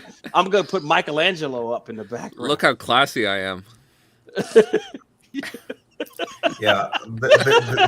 Welcome back, Buck. Okay. Forget about Buck for a second. Based on what you guys are saying, like, I heard what Matt says about no one's gonna walk into a Disney store and pay $500. That is true, but they're gonna walk in there. You're gonna see that. Like, you don't have to go to a store just once. You come back again later. The first time you go there, you go into the store, you see, you're like, that's a stupid price. That's crazy. But like, you're looking at it, and then you come back another time. It's like, it's gone. Someone bought it, and now you're like curious, and you're gonna come back again. You see another one, and this time you're gonna say, maybe I'm gonna dip my toes in there a little bit, because you don't have to go to a store once.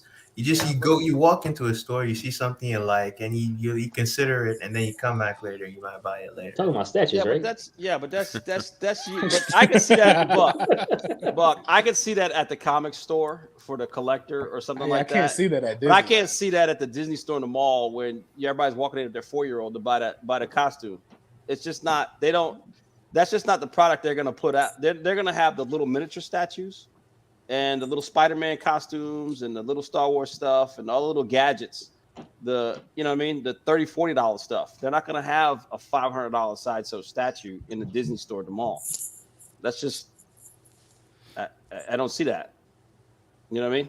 You might see that, and Keith was talking about the comic book stores. Yeah, the comic book store owner will buy a couple of those pieces. One, he likes them, and he's going to sell them for, at retail. You know what I mean? Yeah. But he's not going to buy a whole bunch of them. I just don't think that the traffic is there at the malls for that particular. I've never seen a Sideshow piece at a Disney store. But I don't think the traffic is there enough for them to get rid of 11,000. Do you think it's going to be on the Disney Shop website? Possibly. A popular character like that, Yeah. When you see it in the park, and you're like, oh, well, I should have bought that there. I've been thinking about it. I'm going to go see if it's online. I'll go to their website. Yeah. No, I think so. Yeah. But again, they may buy them in waves. Also, I could see people buying a statue at Disney because I have one at the Sideshow Cyclops as well as Doctor Strange, and I know a lot of people said that they had them there. So I could see somebody buying a piece there because they can't find it anywhere else. Even though you may have to pay a little bit extra.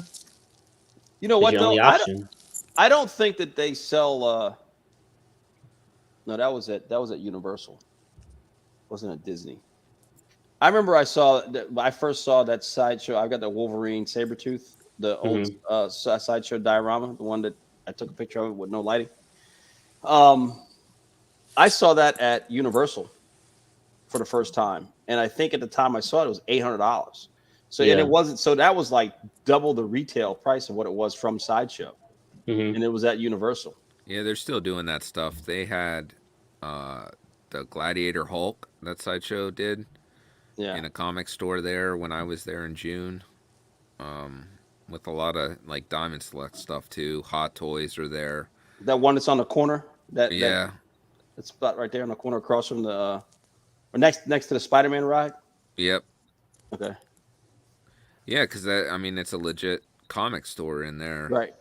But Universal has it sprinkled like statues all over their gift shops. Like it's kind of weird how they do that. It is.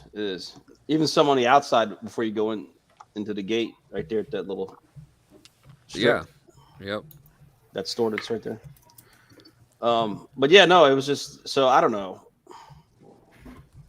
That's a lot of cool. I'm getting Hey, real quick before we get out of here, if anybody is wondering if you ever buy a Sideshow art print that's unframed, they literally just put them in these big tubes here, and it's kind of cool because they'll like tell you what you got too. So like, I've never been a fan of this in terms of like how they do this on like the art boxes and the Sideshow boxes and stuff, but it's pretty cool. And I definitely like how they package their stuff. It's crazy because they actually package their art prints a lot easier than they do, or a lot better than they do the statues. Sometimes the art prints it's like bubble wrapped, edge wrapped, then wrapped around again, then another time, and then inside of a brown box. Then they put that brown box in another box, and it's like your art print is never going to come broken. I think they do that because they have to ship it off to a different location. I think Parker in New York or something like that, who does all the custom framing for them. But just wanted to bring it up to anybody who's ever in the need for an art print from Sideshow, man. They nice, man. They nice. What was the poll? I actually took it down and forgot. My bad. Man, I'm rusty, dude. It's the first time being live in a long time. That's why I figured you did. That's the reason why I said it. I can see it in the chat right here. What is it? You can tell. It's on par. I think that was par. I don't know. I can't read with all the misspellings, so I'll just guess. But that's crazy. That had 57%. Yeah. So that was the leader. Yes, on par with other companies, I guess. So yeah, only 7 people voted. So I do think overall Sideshow paint is on par with other companies. I think it just depends on what you're actually looking for. I don't think their paint is bad to where I think every piece needs to be repainted except for like Dark Side. I thought that needed to be repainted. I mean, out of this year of releases, how many Sideshow pieces that were like that we can't compare to like XM or see, I would only be comparing human. I would only be comparing human likeness. I mean, just as an overall statue. Like I know XM did like the Ghost Rider or stuff like that, but Sideshow hasn't did nothing big in that aspect. But just comparing the two companies of 1/4 scales, how far behind is Sideshow from them? I don't think they're far behind. You got Batman Who Laughs. I thought that was a great statue. I don't have it, but it's a cool statue. You got Black Canary, which a lot of people love that statue. Are they coming out with a Santana? Yeah. that looks good. What about they came out with that Captain America this year. So what piece are you saying doesn't look good? No, I'm not saying none of them. I was just asking the panel in general. I was just asking the panel in general. How far behind? I'm so sorry. This dude, Buck. This dude, Buck, distracted me so much. I'm so sorry. I'm so sorry, guys. I'm so sorry. I think we've gotten to the point where nothing's coherent anymore. Nah, it's just whatever will, Buck. That's all what you said. Mark but says get based on Sideshow Batman Who Laughs His Ass. wow. I don't know about the. I don't know, Mark. Who said that? Mark. Mark, is that the paint or like the sculpt of what they actually did? Mark, you lucky I can't mute you. I think that's a pretty cool statue. It's kind of simple, right? I think Mark's. It's simplified. Mark, See, he's he's comparing it to the Queen Studios with all the different 90 Jokers, the Robins on it. That one's ass, just because of all the extra shit that's going around it. Right. XM Studios one for Joker ass. Okay, they're not ass, but nah, it's just. I'm sorry. The word. What's wrong? What's up, man? You guys just keep. Come on, you're doing a show here, man. What are you doing, dude? He just pops up out of nowhere. It's like Michelangelo, boom, Buck. I said the paint, yes, and not the sculpt paint. Oh yeah, on the base, right? Yeah. Yeah. The base. I could say the base, but on the statue itself, like I have the piece, and personally, I don't think it's bad at all. Are you selling the piece? What's wrong? No. What's wrong with the paint on the base? I don't know. Cash, you put it up. I haven't seen it.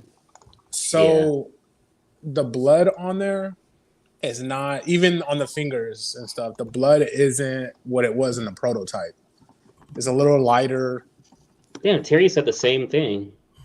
On the base, I don't think on the base the tears coming out of the statues, that's not meant to be blood. That's like rust, right? But it's meant to look. I had like no bloody idea. Tears. When it came out, that's what I thought too. That it was meant to look like rust. But is it blood? I was thinking it was blood because there's blood on the top end of the base. Yeah. Is this supposed to be like some sort of like? It's supposed to be the Bat Cave. Yeah, but it's supposed to be some sort of. Well, you have. That's supposed to be the Bat Cave. Is it like you know how bronze gets that green rust on it? Oh, sorry. Yeah, that's what. That's what. What's the process supposed to be? Patina. Yeah.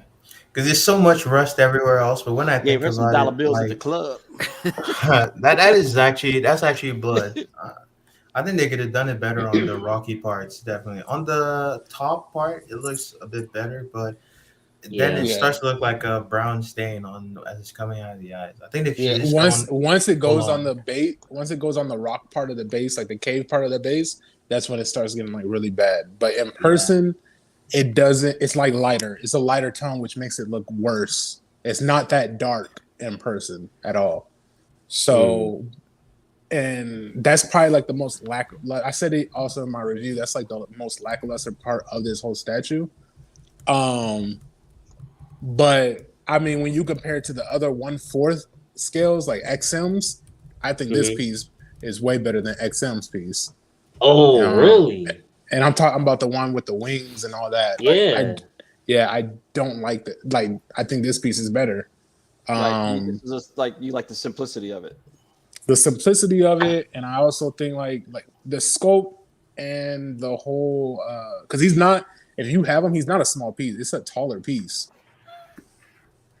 So I would agree with you. I think the other stuff is too much going on.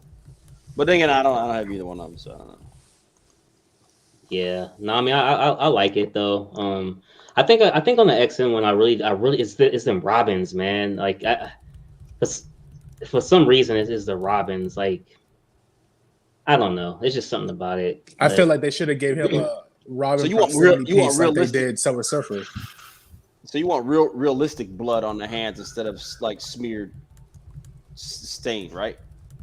I guess that's what the complaint is.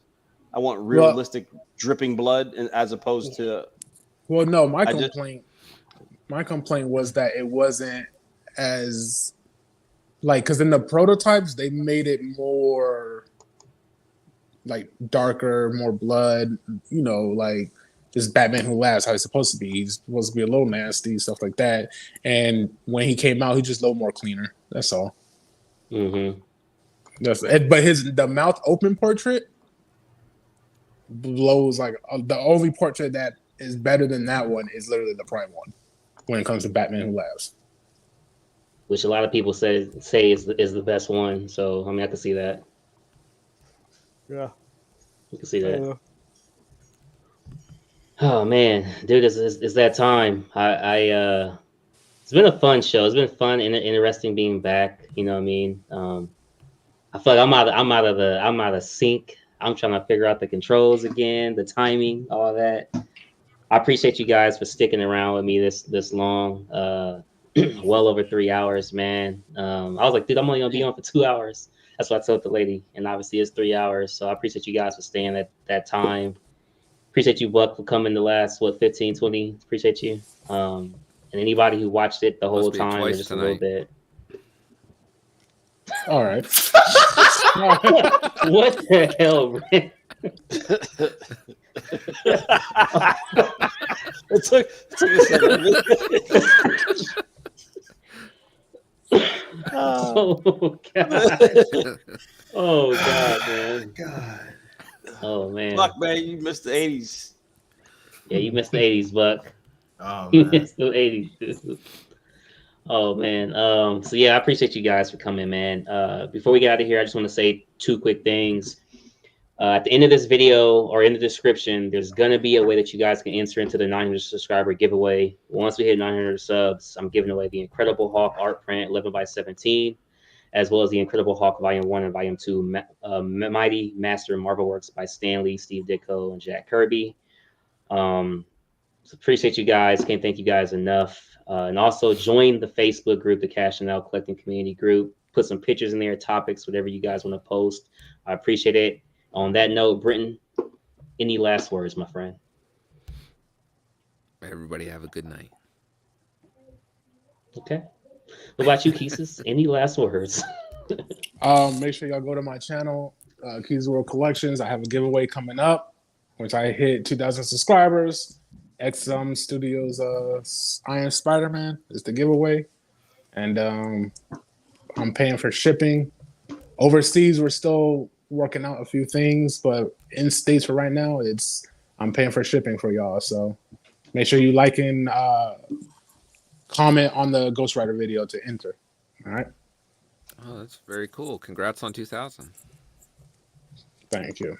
When I get there. I was so gracious enough that, I said I'll give it away for your channel. I was so gracious enough that I said I'd give it away for your channel. But hey, that's what we do here, man. What's going on, Buck? Any last words, man? I'm just playing. Hey, this show was a cash out. All right. Something's up with Buck. We'll find out backstage.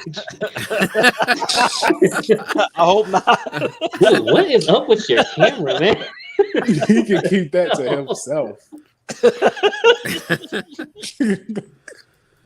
All right, moving along, man. Matt, any last words, man? I'm sorry, guys. I don't know what's going on. Sinking like the Titanic right now. Welcome back, Cash to Gemini. It's great to have Cash in your life. So appreciate you having me on, man. As always, I enjoy hanging out with you guys and kicking it. Thank you for coming, man. Seriously, Appreciate you coming. Like I said, I apologize to you guys on the panel and the chat, man. I'm trying to get back in the flow of things, but I was like, damn, man, you take some time off. I'm like, damn, this ain't cool. Yeah. No, it's cool. Keith says, yeah, I gotta. Cool. I'm glad you had doing the giveaway, man. It's pretty cool. Definitely. That's a really cool statue. It's one of the very few statues where you like, damn, they actually are using like real metal for his spider things, his iron suit. So it's really, you have to use an Allen wrench in that. It's crazy. His spider things? I don't know what they're called, man. I'm gonna end it here. I'm gonna end it here. This what happens when you go 3 hours.